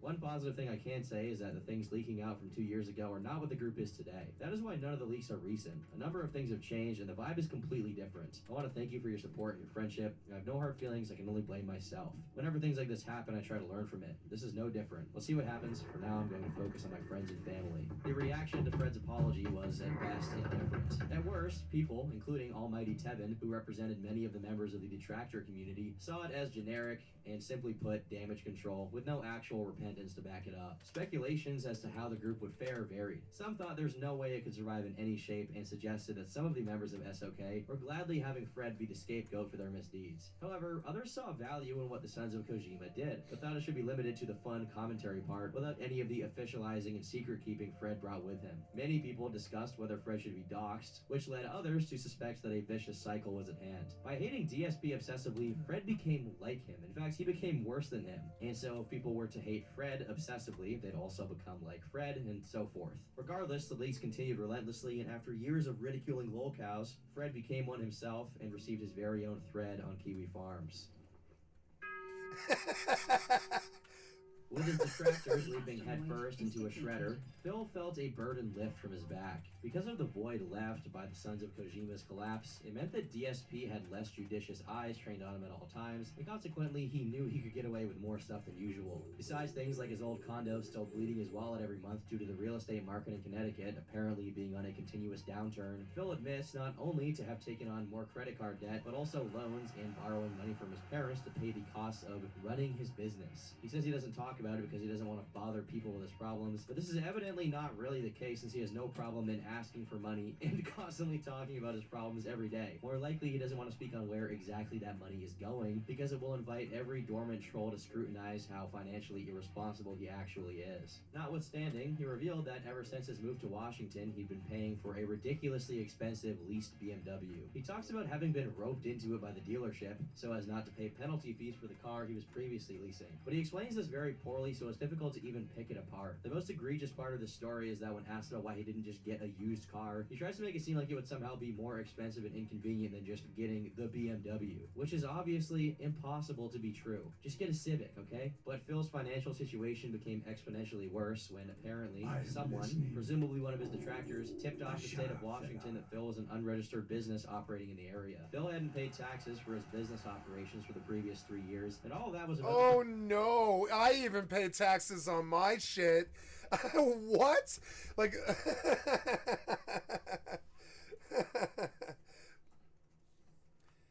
fuck, April's coming up too. I forgot about that. April's coming up. I'll have to do it again. It's annoying. Oh well.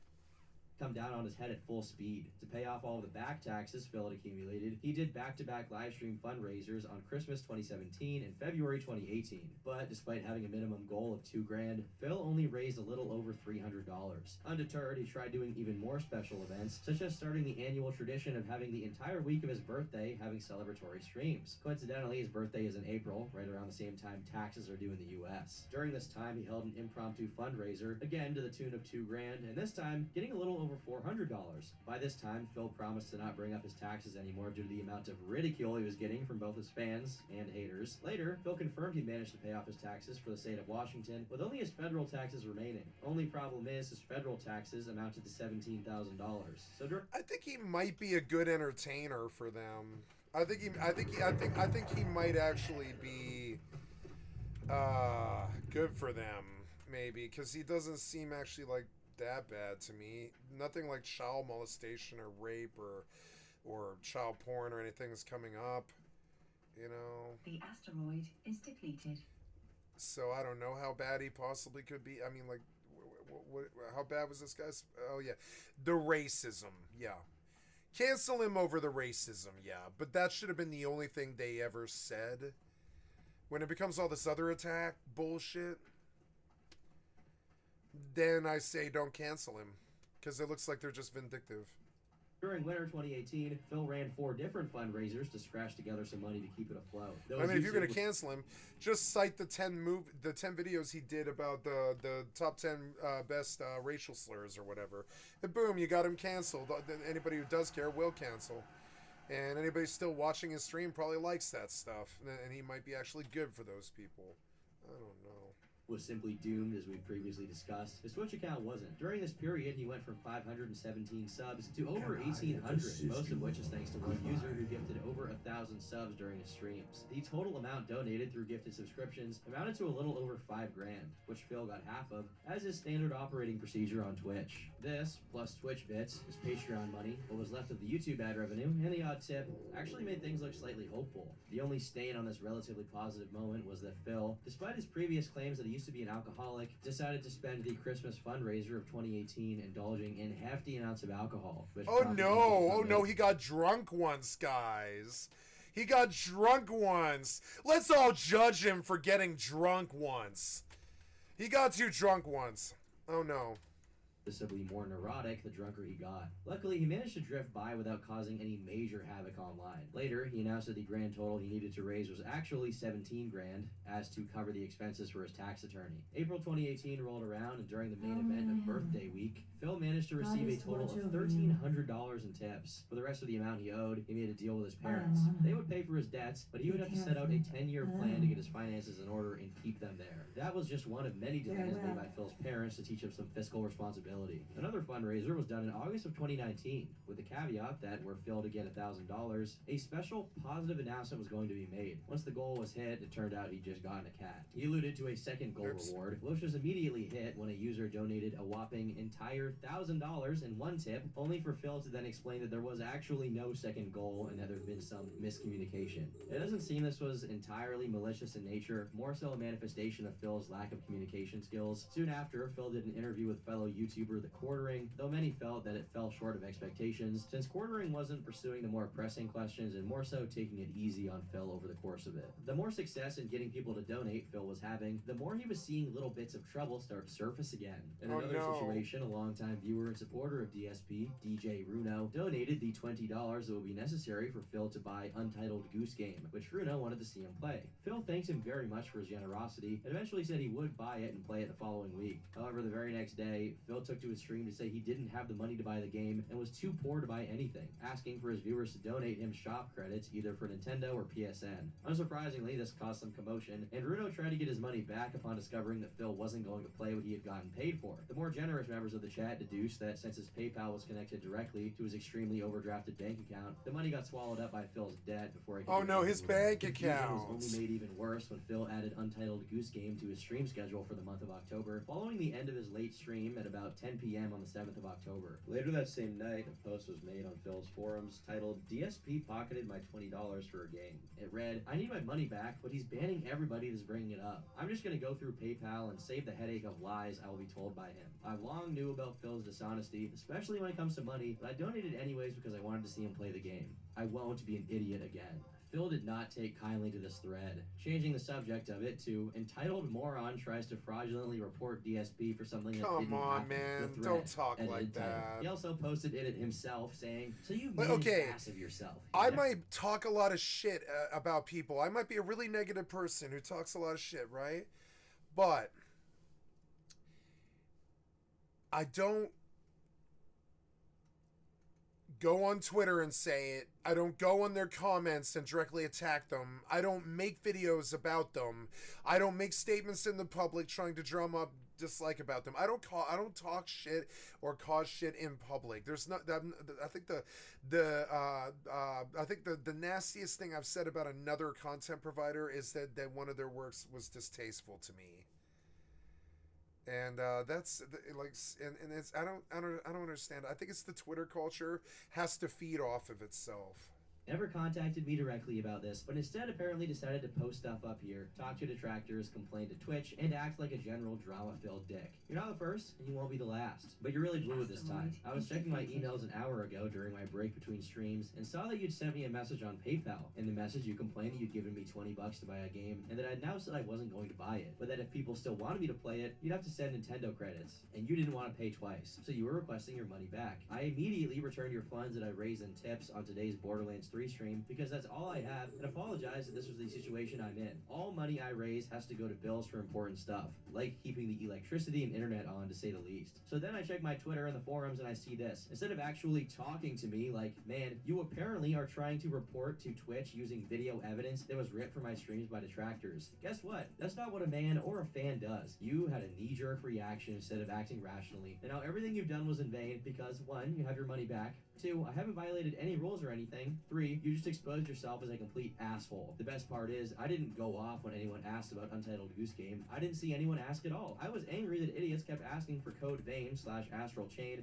after I've repeatedly explained I cannot afford any games right now. The subject literally never came, but you're a gullible idiot who apparently believes what detractors say about me. Congrats, you're today's biggest idiot. So you only contribute to me to get what you want rather than actually caring about me as a person or a content creator. Well, you can keep your money then, and you can say goodbye because I certainly don't need entitled, toxic people trying to ruin my life and my business over $20 because you can't talk to me like a respectful human. During a chill stream where he played Minecraft, Phil would spend over 30 minutes ranting about the situation, including insulting DJ Runo throughout for his insubordination. About 8 hours after the creation of the original thread, the actual DJ Runo, as opposed to the imposter who made the first post about the situation, made a thread titled WTF is even going on, wherein he said, just to clarify what actually happened, I was pissed about Phil because I sure felt cheated. Phil did refund me the money immediately. I did not report Phil to either PayPal or Twitch. I was hoping Phil would realize himself that the account on the forum at least was complete BS, since it was just freshly made, and if that doesn't shout fake, I don't know what does. I hope clearing this up with this forum account that exists for over 4.5 years means something at least. If I thought Phil was as fit as the post I apparently made, why would I have watched him for over 10 years? Why would I cheer or donate frequently? Why would I be subscribed for over 2 years? I can understand Phil's reaction since basically 90% of his life was surrounded by detractor garbage, but come on, Phil. You must admit that you could have figured out yourself that the things I said / did over the years doesn't add up to the stuff I apparently did / said in the past 6 hours over $20. The real DJ Runo attached a print from his PayPal to prove it was actually him. Upon discovering he'd fallen for a strategically executed piece of bait from a troll, Phil apologized and assured Runo he wouldn't be banned anywhere. While his narrative was closed in a relatively satisfactory way, a bag of worms bigger than anything Phil had ever dealt with up until this point was about to open in a fantastic way. In November of 2019, the bank foreclosed Phil's Connecticut condo because he stopped paying for the mortgage, despite it still having $100 grand or so left to pay. Phil did not address this publicly, most likely to not give trolls any ammo. However, when the info made it to his audience, as it always does, trolls began saying that Phil should cash out some of his WWE Champions account to pay his debt off. Now, what could they possibly mean by this? As early as late 2014, Phil made posts on his forum about his addiction to mobile games, such as, I usually don't play any or at all unless I was during a break in my Twitch stream, but I would pick it up again on breaks and in between streams, etc. Quite honestly, I have no idea how much money I've spent as I was alternating between 5 and 10 points frequently. I can tell you it had to be in the hundreds though, and I won't ever be doing that again. Over the course of time, he occasionally dropped on stream that he still played them, but if he had already spent hundreds of dollars on it back in 2014, how much money did he spend on it if you take into account the following years? Well, that's exactly what some of his detractors set out to discover. Upon finding an account in the game called They Call Me DSP, the same as Phil's Twitter handle, they began examining when that account was active and when Phil was tweeting. Lo and behold, the times matched up. Given, that's no damning piece of evidence, but it was something. Next up was ascertaining just how much money that account had spent in the game over the years. And the figure they came up with was a gruesome $38,976. He spent just shy of $40,000, which, to put things in perspective, maybe for some younger viewers who don't know how much like things cost, 40 grand can be a down payment on a house. 40 grand is like a new BMW 3 Series, okay? This is serious money. And that's what he spent on a WWE mobile game. He tried to throw a little pity party over trolls annoying him about his absolute lack of concern with his money, but this time pity was something very difficult to have. Phil was having some serious financial and professional trouble since the very beginning of the decade. He's a putz. He's a hack. He's a hack. That much on a mobile game. I'll say it now. Some of his detractors, like Tevin, were right all along, and Phil's claims of being poor were to some degree an act. And he wasn't as worried about his money as he appeared on streams. In perhaps one of the best and funniest trolling campaigns done on him for the entirety of his career, trolls began paying for cameos from pro wrestlers to call out Phil on his mobile gaming addiction. Hey, Phil Burnell, it's your Olympic hero, Kurt Angle. And detractors have your number, buddy. I've seen the bank leaks. Jasper showed me your phone. We all know the WWE Champion's addiction is getting worse. Oh, it's true. It's damn true. And Cat deserves more than Burger King. And by the way, I'm watching you. On top of a few other wrestling-related people and Ricky Berwick, we even get to see a familiar face chime in and give his very valuable 2 cents. You're filing for bankruptcy, but the only reason you're filing for bankruptcy is because you dumped $40,000 into a game called WWE Champions. You stupid, dumb, ignorant motherfucker. As you heard Mr. 445 himself say, as of January 2020, it was official. Phil declared bankruptcy due to being a whopping $500,000 in debt. Later on in the month, he made a video. All the clown bullshit. All the clown bullshit that he did. All of it. And the thing that got him canceled was spending $40,000 on what a clown. $40,000 on a wrestling cell phone game. He must have really liked the game. I wonder if it's good. Is a wrestling cell phone game really super good? It might be. Now I have to see the game. I have to see the game now. See the game Docking now. permission requested. Docking request Cell accepted. phone WWF gameplay, right? The cell phone. Yeah, No Mercy. Oh no. Which one did he spend? No, this is the it's a mobile game, okay. It's a newish, oldish mobile game that has a ton of weird stuff in it. You mean a ton of gotcha. Alright, let's play WWE Universe. Let's learn how to play together, collectively. Oh no. Matches. Yeah, most need to be drafted for. Look, it's getting to a street fight. Look how much bullshit you have to do before you can even like see a game go. Here we go.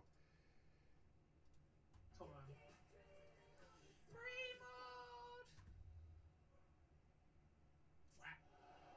What's the tag button? Oh. That massive tag button. I see. Wait, how'd she hit me with the move? I did that. Bullshit! I hit good on that, brother. That's it. Diving clothesline time. 3-bullet diving clothesline. Great. Oh, cane clothesline, dude. Let's go ahead. I could see how he got sucked in. It looks fucking terrible to me, but I could see how he got sucked in because it just plays itself the whole time. That's the addictive shit.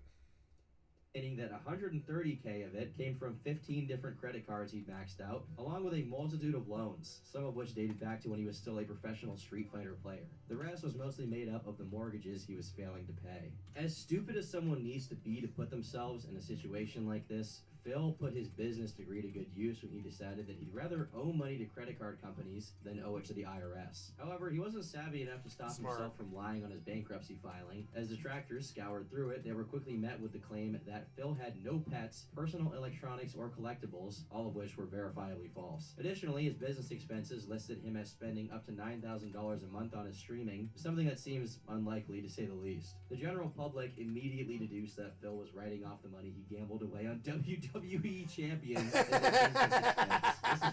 Wait, I got the wrong game. I got the wrong game. You can't even say it.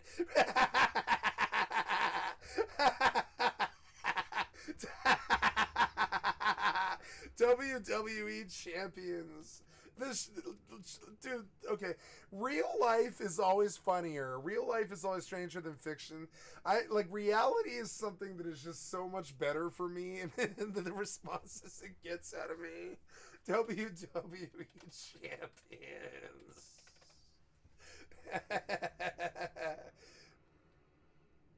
Playing with fire loots. Oh no. DJ Anon Z or whatever. Oh, yeah. This is one of the guys they referenced in the video. Gentlemen, we're back. Now, we've already established the skip ball worked better for the Reaper, but overall, not great. I'd say. Anyways, so me and T here, we're going 80 for 80 as well, but we're going to go back and forth here. So for just this video, you're just going to see T's first 40. Then we're going to check in with my first 40. Then we're going to go back to T. And we're going to finish on me for the season finale of Bam Bam Bigelow, the loot, the myth, the legend. I just made that up on the fly. It probably was. Grubs, I think Grubs is still mad at you for one. So I don't know if I'd be using infinities. But you gotta remember, on pull 15, that's when you're supposed to get triple B.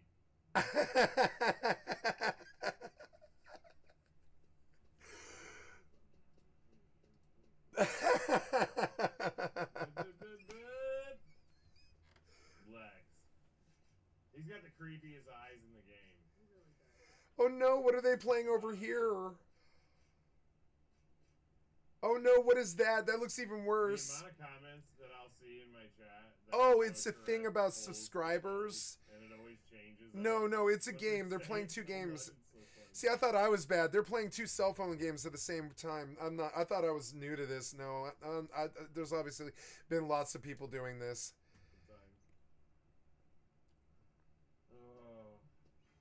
Everyone's getting anvil shards. You need anvil shards, Doc? I want to see the gameplay. Can we see the gameplay? No, this is just him. This is him just doing the gacha. That's it. Oh my god, this fucking bullshit. I can't believe this works. Oh no, DJ Anon ZT.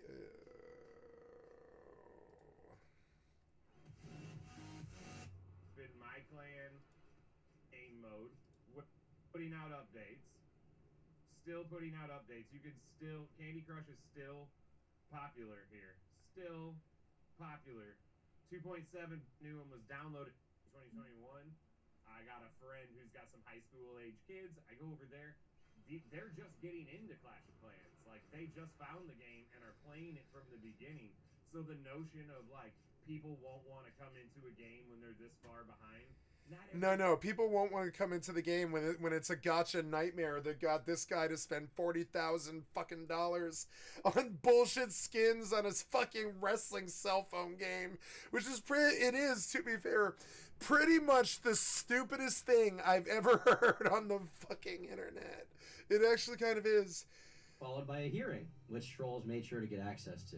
While we don't have video of it happening, the audio track is available online for anyone to peruse. During the hearing, Phil misconstrued a question about his purchase of a subscription to the WWE Network channel as if it were related to his purchases in WWE Champions. Soon, a detractor somehow managed to sneak their way in and pose as a creditor, only to press Phil on his business expenses. The unnamed detractor asked for Phil to itemize his business expenses, meaning to lay them out one by one, which was something that Phil couldn't do without revealing his Champions addiction. However, the detractor was caught, as his claim to be a representative of Citibank was scrutinized. Later on, another troll joined the call and began playing clips of DSP playing Dark Souls, which amused everyone present. Why am I pointing? Why am I toxic? Michelle, do you have the identification information with you? Despite attempts to derail Phil's defense, in May of 2020, Phil's bankruptcy went through, and $130,000 of his debt was defaulted as his credit plummeted into non-existence. While talking about his mangled credit score, he mentions that he's waiting until his credit gets better so that he can take out more loans. Again, what he means here is that he wants to transfer his debt from owing taxes to the federal government to owing money to creditors. While this is a smart thing to do in this situation, it's obvious that as soon as he gets his hands on surplus money, it's going to go to one of his addictions or needlessly expensive hobbies. And I'm not even mentioning the fact that Phil is approaching his 40s right now, and eventually he'll simply be too old to work and will effectively be thrown into the wood chipper that is the infinite debt cycle he locked himself into. At this point, Phil was entirely financially dependent on the donations of a group of people, affectionately dubbed whales by his detractors. Just a few of DSP's watchers were responsible for most of the money donated to him. One man in particular, who went by King Tut, donated thousands by himself. Appearing suddenly in August 2017, Tut wasn't an old-time fan of DSPs, meaning he wasn't one of these stragglers from pre-lolcow DSP era who felt some parasocial affection for the man. So it's really hard to deduce why he decided out of nowhere to dump as much money as he did into Phil's black hole of debt. Being as much of a pay pig as Tut was had his benefits, so he could get away with pretty much anything, from being toxic in chat and insulting other viewers, all the way to trying to control Phil's streams altogether. While the pay pig privilege lasted for a good few months, eventually it did get to the point where the mods decided Tut had to go. Once he was banned, he became furious and demanded that Phil refund all the donations he'd ever made. This attempt at getting a refund was neglected by Phil, and Tut proceeded to file a fraud claim on PayPal to get his money back. The thing is, PayPal is so broken that this attempt actually posed a serious threat to Phil's entire operation. Oh my According to god. Phil, this was Tut's plan all along, and he was a secret detractor, so much so that he supposedly made appearances to DSP Hater podcast after the chargeback, claiming that he got all of his money back and screwed Phil over. Phil's story, however, is that he successfully kept all the money and Tut's PayPal shenanigans floundered, but there's no way to know who's telling the truth in this situation. But while Tut's case is a clearer-cut situation, there's another case where Phil took out some of his anger at one of his mods, despite the latter not really deserving it. Swaggins, another one of DSP's whale followers, gave a tip to Phil on how to beat one of the bosses in the Resident Evil 2 remakes, only for Phil to misconstrue it, blame him, and lash out. As a result of this outburst, Swaggins proceeded to deliberately unban a detractor despite Phil. In a stream of Sekiro that took place soon after, Swaggins found himself extremely annoyed when Phil relapsed back to his old ways of complaining about a game when it wasn't easy enough for him to play it successfully. But DSP, having none of it, said, "I'm at a time in my life where I don't have time to deal with it. Swaggins is just mad that he told me to do something wrong during Resident Evil 2 and got blown up. Fucking Swaggins. I'm just never gonna get in an argument with like somebody named Swaggins. I'm just not gonna do it, and I think Twitter is the problem here. I don't think it's this guy or the other guy. I think it's Twitter has empowered these people to get in fights with people named Swaggins. He's so hurt by that. So he was I wish his name was Bilbo Swaggins. It would be funnier. It's just like, come on, man. The mod when I agree with him, but as soon as there's a major disagreement, don't talk about it to me at all, but instead freak out and leave. That is kitty stuff, and I'm far beyond it, to the point where I'm not having a second John Rambo situation, so he can just get out. But I plain didn't like the combat of Sekiro either, not compared to like the other Souls-like games. It's weird because, and RE2 is good, but it's not my favorite Resident Evil game at all. 1, Code Veronica, 4, and 7 were amazing. So I was actually fairly surprised when they said they were remastering Resident Evil 2. It's weird because his takes, while they're not popular, are kind of at least honest takes, because I tend to fall the same way. Yeah, like, the problem is you shouldn't go around RE2, Sekiro, and that kind of thing, and talk shit because those are people's babies, and you just say it's a good game. It's a good game. RE2 was not one of the best Resident Evil games. It was very good. You know, I beat it like 4 times. It was good.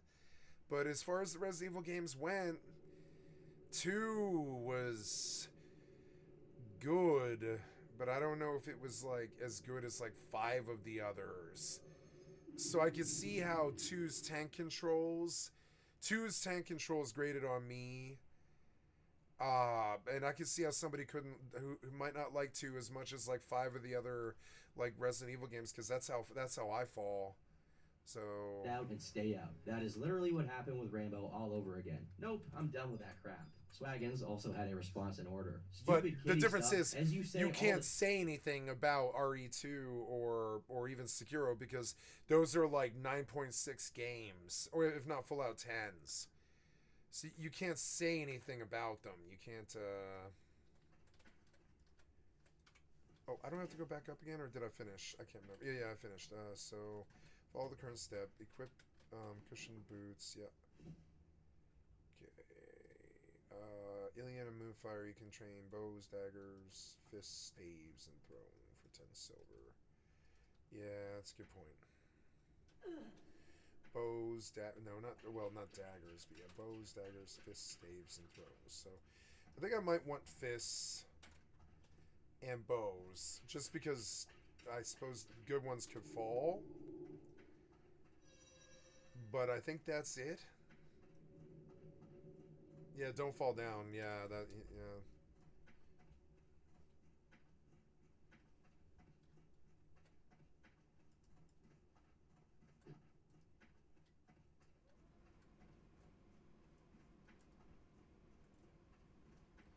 WC. Oh no, I'm far too low for that.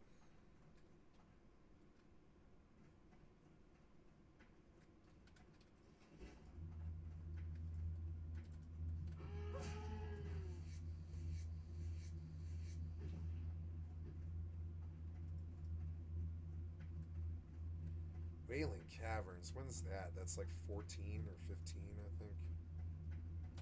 I should have done that, maybe. Wailing Caverns is fuck all easy. There's like no challenge in there, really. Especially if I'm not the tank. I can just run along with the tank if they tell me to sap. No, there's nothing in there to sap, I don't think. Yeah, that's an easy-ass fucking... That's like the easiest dungeon in the game. Smart to run it. I want to join it, but I'm too low, and I died before I could do something like that. I don't trust to go in the dungeon with someone else, though. I really feel like something bad could happen. I've seen too many things. I'm doing this solo. I'm not self-found, but I'm definitely solo. I'm not joining anything else. I get tempted, and then I'm like, wait, that's how I'll die. That's how I'll die. Yeah, just give me the money for this. Yeah. It's good money. Everything has value. It's cool.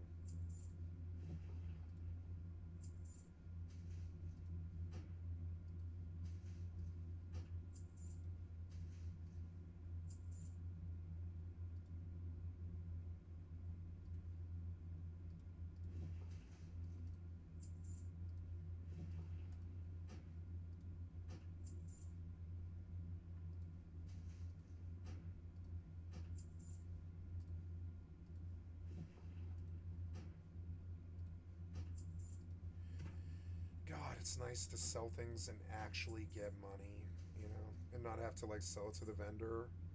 Letting the econ get fucked is one of the worst things they did to all these MMORPGs. They let the econ get way too fucked. I bumped my mic away and I didn't notice.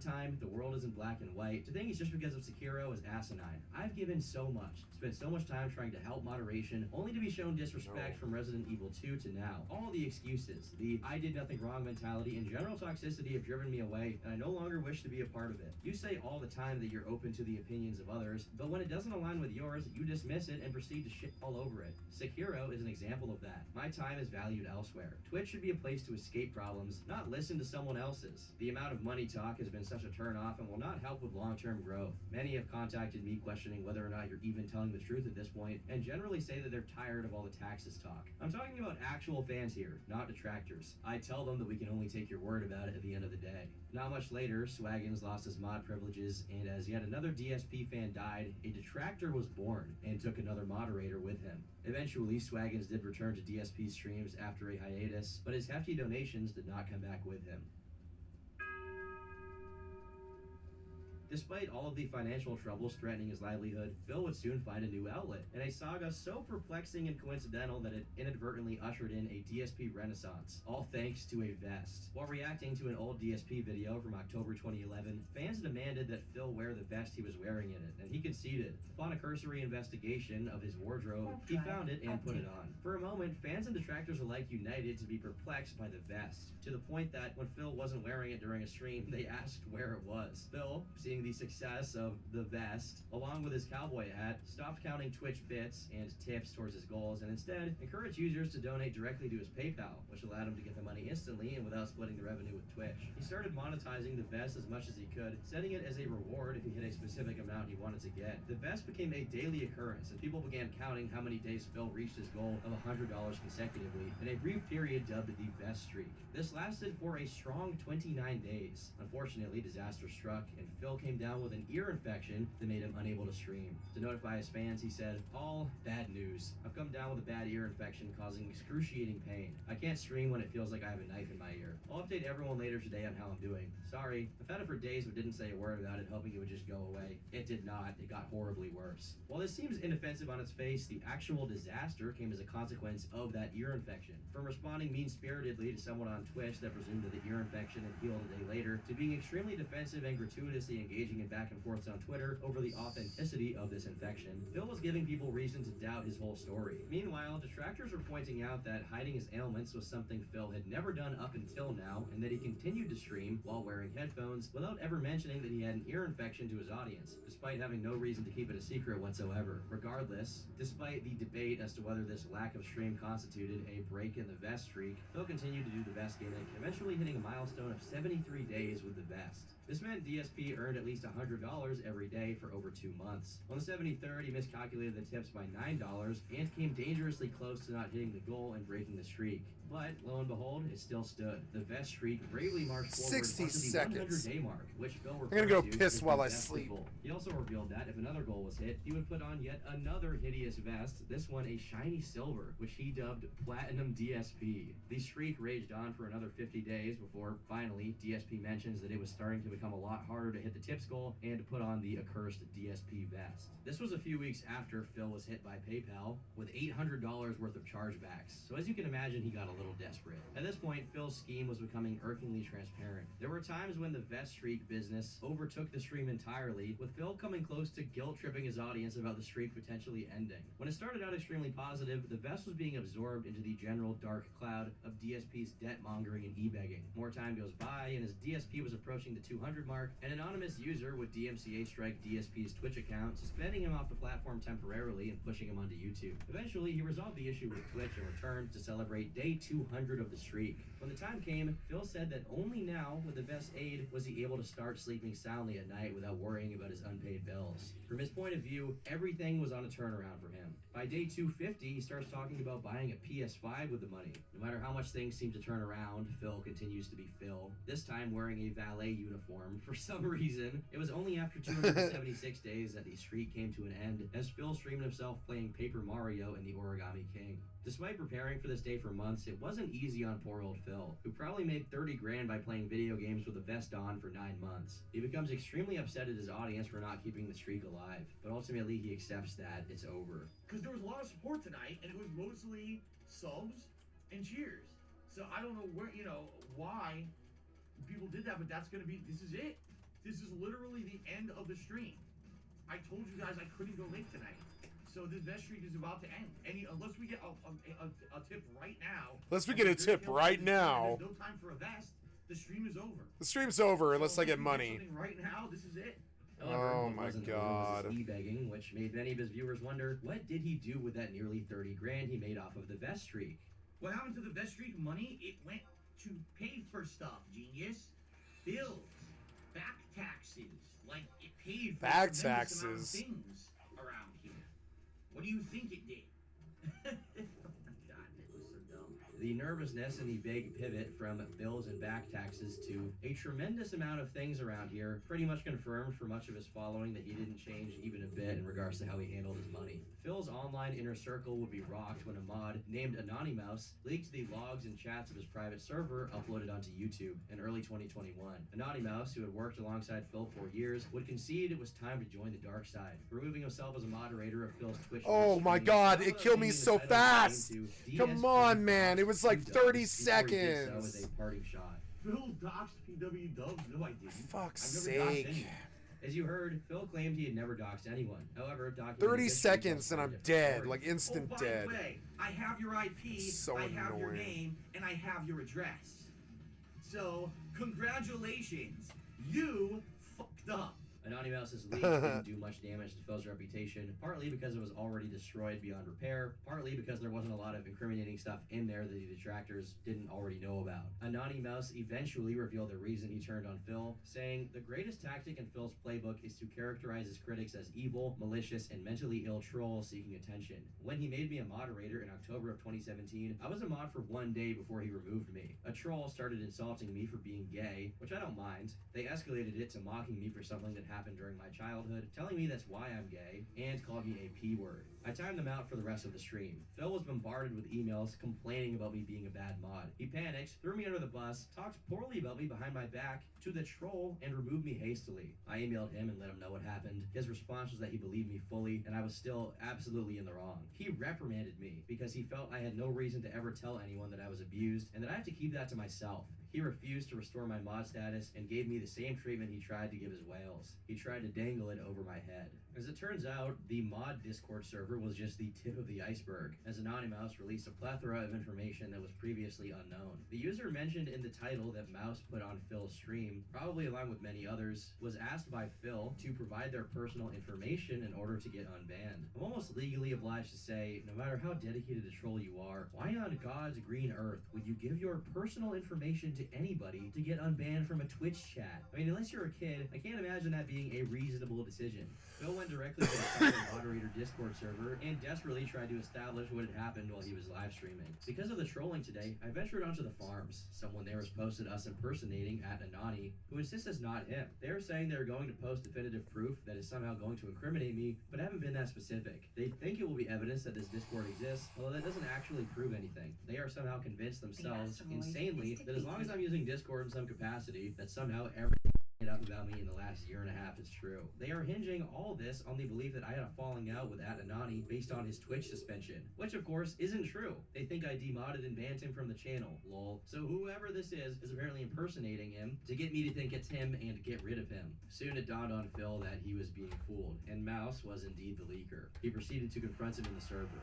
At Anonymous, are you still sitting on detractor streams talking about me? Because they are saying this is your YouTube handle that you just created, and I'd like to know what gives. Like, I'm giving you a huge benefit of the doubt here, but I'm hearing from every possible direction that you're actually trying to cause drama for me. They are also saying that both Anonymous and at King Goken talk to people behind the scenes and both confirm this Discord exists. Not that it matters, that leaked a year ago, but somehow they think it's news. Is it all an impersonation? And are we actually talking about this Discord server outside of here? I was under the impression we all want this thing kept secret so they can't try to harass us. So why the hell is it becoming public knowledge? Phil tried to defend himself and explain that the information PewDub sent to him was to prove that his account was the real one to ward off impersonators. That would be a convincing defense, were it not for the fact that Phil had previously bragged about having people's doxes multiple times. The one thing that did sap some of the steam off of Mouse's expose were the accusations of heinous stuff, meaning pedophilia and zoophilia. Even in the DSP video, I cannot seem to rid myself of these people. When asked why he was following zoo accounts, Mouse replied that he was doing it to see their tweets and befriend them, the same reason he follows everyone. He added, "Bruh, I'm a furry. We buy and sell exact replicas of animal genitalia. While I certainly don't F animals, I'm not above speaking with people who do." Members of the Kiwi Farms would not take kindly to the revelations regarding Anonymous' supposed predilections. Anonymous is into zoo stuff and likes stuff like this. Make fun of this stuff what you lot will. I told you ages ago he should be told to F off. He's an adult and he's following this teenager that claims he wants to F animals. Are we really going to ignore this but poke fun at our Canadian Coomer? Our side really isn't any better than Phil's. We are far worse. Reprobates like this adult man taking pictures of himself in a full diaper wanting to F fur babies and a zoophile are the people that detractors look up to.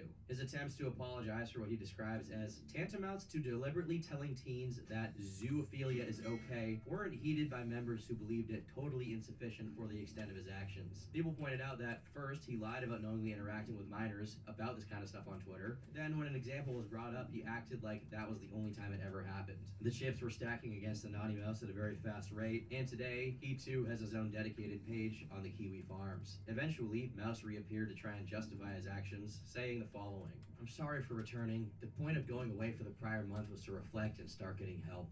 It's hard to make it clear how deeply I regret my actions without fixating on how it'll be perceived. Whether wording it the wrong way will sound disingenuous or make it sound like I'm downplaying everything or turning it into an emotionally manipulative pity party by oversharing my issues, etc. I'm absolutely disgusted with myself. It's pathetic trying to hang on like this. I'm sorry for everything I've been called out over. I should have done that first and foremost. This false confidence in my return is blatantly motivated by desire to save face. I deleted my other accounts that deprived me of access to my terminally online life and forced me to get help because I knew I couldn't resist coming back to either chase clout or lolcows for cheap ego boosts. Clearly, you can't delete your account on Kiwi Farms. My only other option is changing my password to a randomized string and logging off forever." And so he did, as his account has been inactive since mid-2022. A 55-page leak of a conversation between Anonymous and a user called Pamperchew came out in August of 2022 and quickly was archived by users seeking to preserve evidence of the two's abhorrent conversations with a vast quantity of screenshots provided. I'll let you guess as to the quality of discourse in such a document. Meanwhile, despite having triumphantly served this upheaval, Phil was facing yet another threat to his livelihood. Twitch terminated his partnership, and soon his entire account was set to be closed permanently. In an emergency video uploaded to YouTube, Phil demanded an apology from Twitch regarding their treatment of him, despite detractors pointing out that the partnership allowed Twitch to ban users for any reason at any time. Honestly, even though that may be the case, I still feel bad for Phil either way. If it was up to me, his Twitch would not be banned. The official reason was that Phil had allegedly said a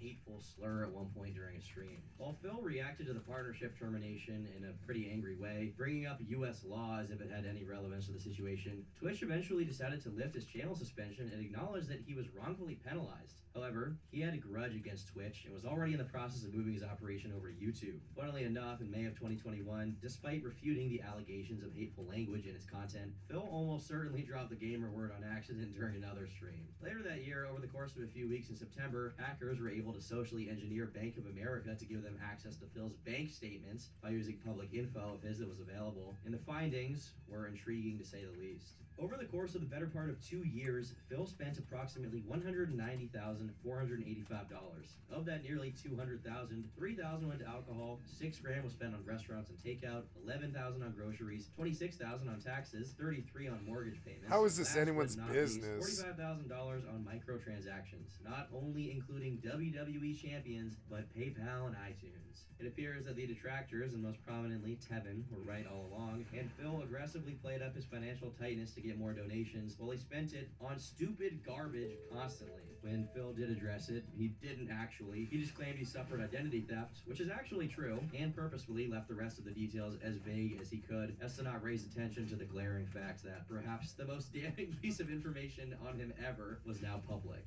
Now comes the end of 2021, and Phil decides to make some changes to his content. First and foremost, the biggest change would be dropping the King of Hate moniker that had defined his career, appearing on merchandise, his own forums, and even his vlogging channel that he'd also retired on the 3rd of January in a video titled, "Goodbye, this channel is retired. Head to DSP Gaming and thank you for 10 awesome years of vlogging." Today, the channel does remain online, but only as an archive. However, Phil's attempts at rebranding would do nothing to curb the nearly 2-decade legacy of the moniker, and more widely his online reputation. A critique that underlined this decision of rebranding was that Phil only did it after he got the attention of Moist Critical, despite Charlie saying the same things many people had said before, that Phil guilt-tripped viewers over money and branded himself on begging. Phil took the opportunity to do a Boogie 2988 and performatively embrace the criticism to look better. Unfortunately, Phil then suffered another series of copyright strikes on his channel, DSP Gaming, after a detractor, Dayglow Hour, posed as a professional video editor, creating various intros and bumpers for Phil to use before his streams, only to then claim them once they were in enough uploads. Just a couple of weeks later, however, the strikes were cleared and his channel was back to its original state. Attempts to mess with Phil's income didn't stop there, however. In September of 2022, a user named MusicMouse7 tweeted to Stream Elements, the company who manages Phil's tips, linking them to a 13-year-old clip where DSP makes a pretty bold statement.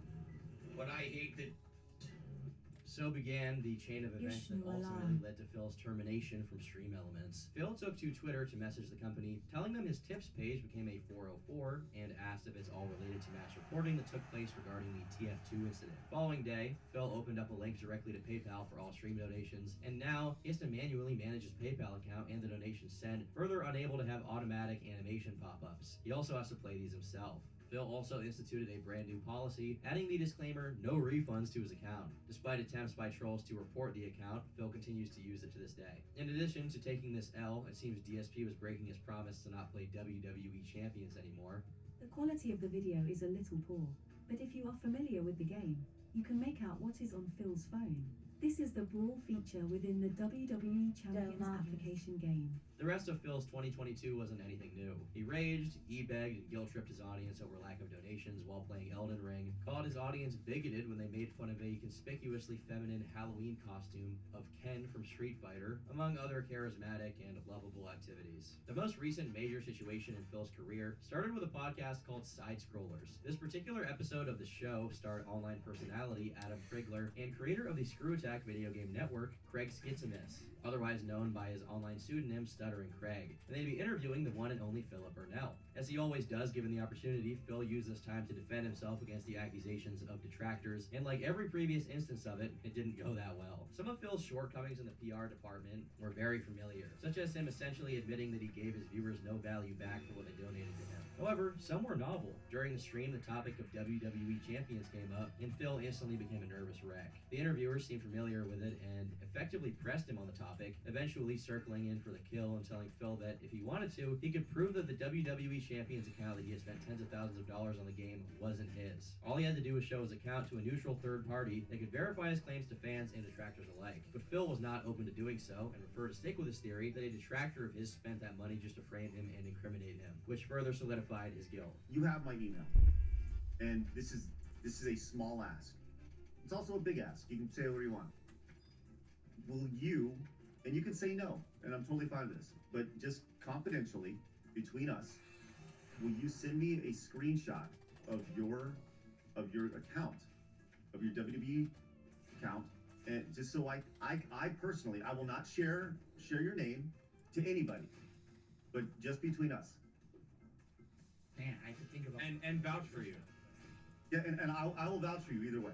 I have to think about what kind of risk now. I don't want to say. Here's the thing, I'll consider it, but I can't agree to it yet. I have to see exactly what's the risk. You know. Another Are you topic during lying? the podcast was DSP's interactions with Keemstar, the official side character of every lolcow story, apparently. He has to pop up. Keem had recently decided to move past Phil's drama with him over the coverage of the incident from a couple of years prior to make him an offer. A total of $50,000 to join the lolcow podcast alongside Wings of Redemption and Boogie 2988. I got a brilliant idea. Why don't I take the three of you, put you on a podcast, we will call it the Lolcow Podcast. In an extremely unfortunate turn of events, Phil turned it down on principle and sought to make his thoughts clear on the matter during the Side Scrollers episode. This is some kind of like a big project he wanted me involved in. I don't know exactly what. Let me explain. So he says, well, I don't want to talk about it in a DM. We got to have a phone call. I'm like, okay, that's reasonable, right? Let's have a phone call. Here's my number. Here's when to call me. I'm available at these times of the day. Okay? I wait. The call never comes. It's been like 2 days. The call never comes. Maybe he's not serious about it. I don't know. I don't know what's going on in this guy's head. All of a sudden, I'm on streams. He starts calling me when I'm on streams. I'm like, is he? I don't know what's going on again. So I DM him after the fact. I'm like, hey, do you want to? So basically, it's like a stupid telephone phone tag. The guy won't even contact me to talk about what he wants to offer me when I'm available. Review Tech USA chimed in with a $50 donation to the stream saying, Phil, nobody cares about your history with Keemstar. Why are you above a 50K sign-on bonus for a podcast, but will ask for tips for groceries the next day? It makes no sense. Viewers began to speculate that the real reason was actually that Phil didn't need the money as much as he pretended he did. Eventually, Keem himself joined the podcast and the two went at it for an hour or so, getting very little resolved in the process. The aftermath of the stream resulted in only more derision between Phil and the members of the Side-Scrollers. The day after the now infamous interview, the group uploaded a discussion called Dark Side Phil Aftermath, where they went over how the DSP episode went. Due to them being honest about what they thought of Phil's responses to the more pressing questions, such as the WWE Champions fiasco, the discussion prompted him to say they betrayed him and described the podcast negatively. While he addressed the Aftermath video, he made the mistake of mentioning Keemstar in a negative light, which prompted Keem to chime in again. In a tweet, Keem reiterated that DSP was no longer being considered for the Lolcal podcast due to his inability to answer important emails in a timely manner. In another instance, Keem said, I have set up interviews with DSP's family and friends. We're going to get to the bottom of this. Apparently, unlike him, they like money. Keep in mind, DSP totally unprovoked talks ill about me when I was retiring. I barely even knew him, and he doesn't know me. After that, he was hurting for money, so I offered him $50K for a podcast job, and he disrespected me again. After that, I had a peaceful chat with him on Side-Scrollers Pod that settled the beef. 24 hours later, he was talking smack about me again. After that, he tried to steal my podcast idea. So I don't want to hear that I'm harassing him. I'm simply responding. When Keemstar announced he'd arranged interviews with members of Phil's family, DSP responded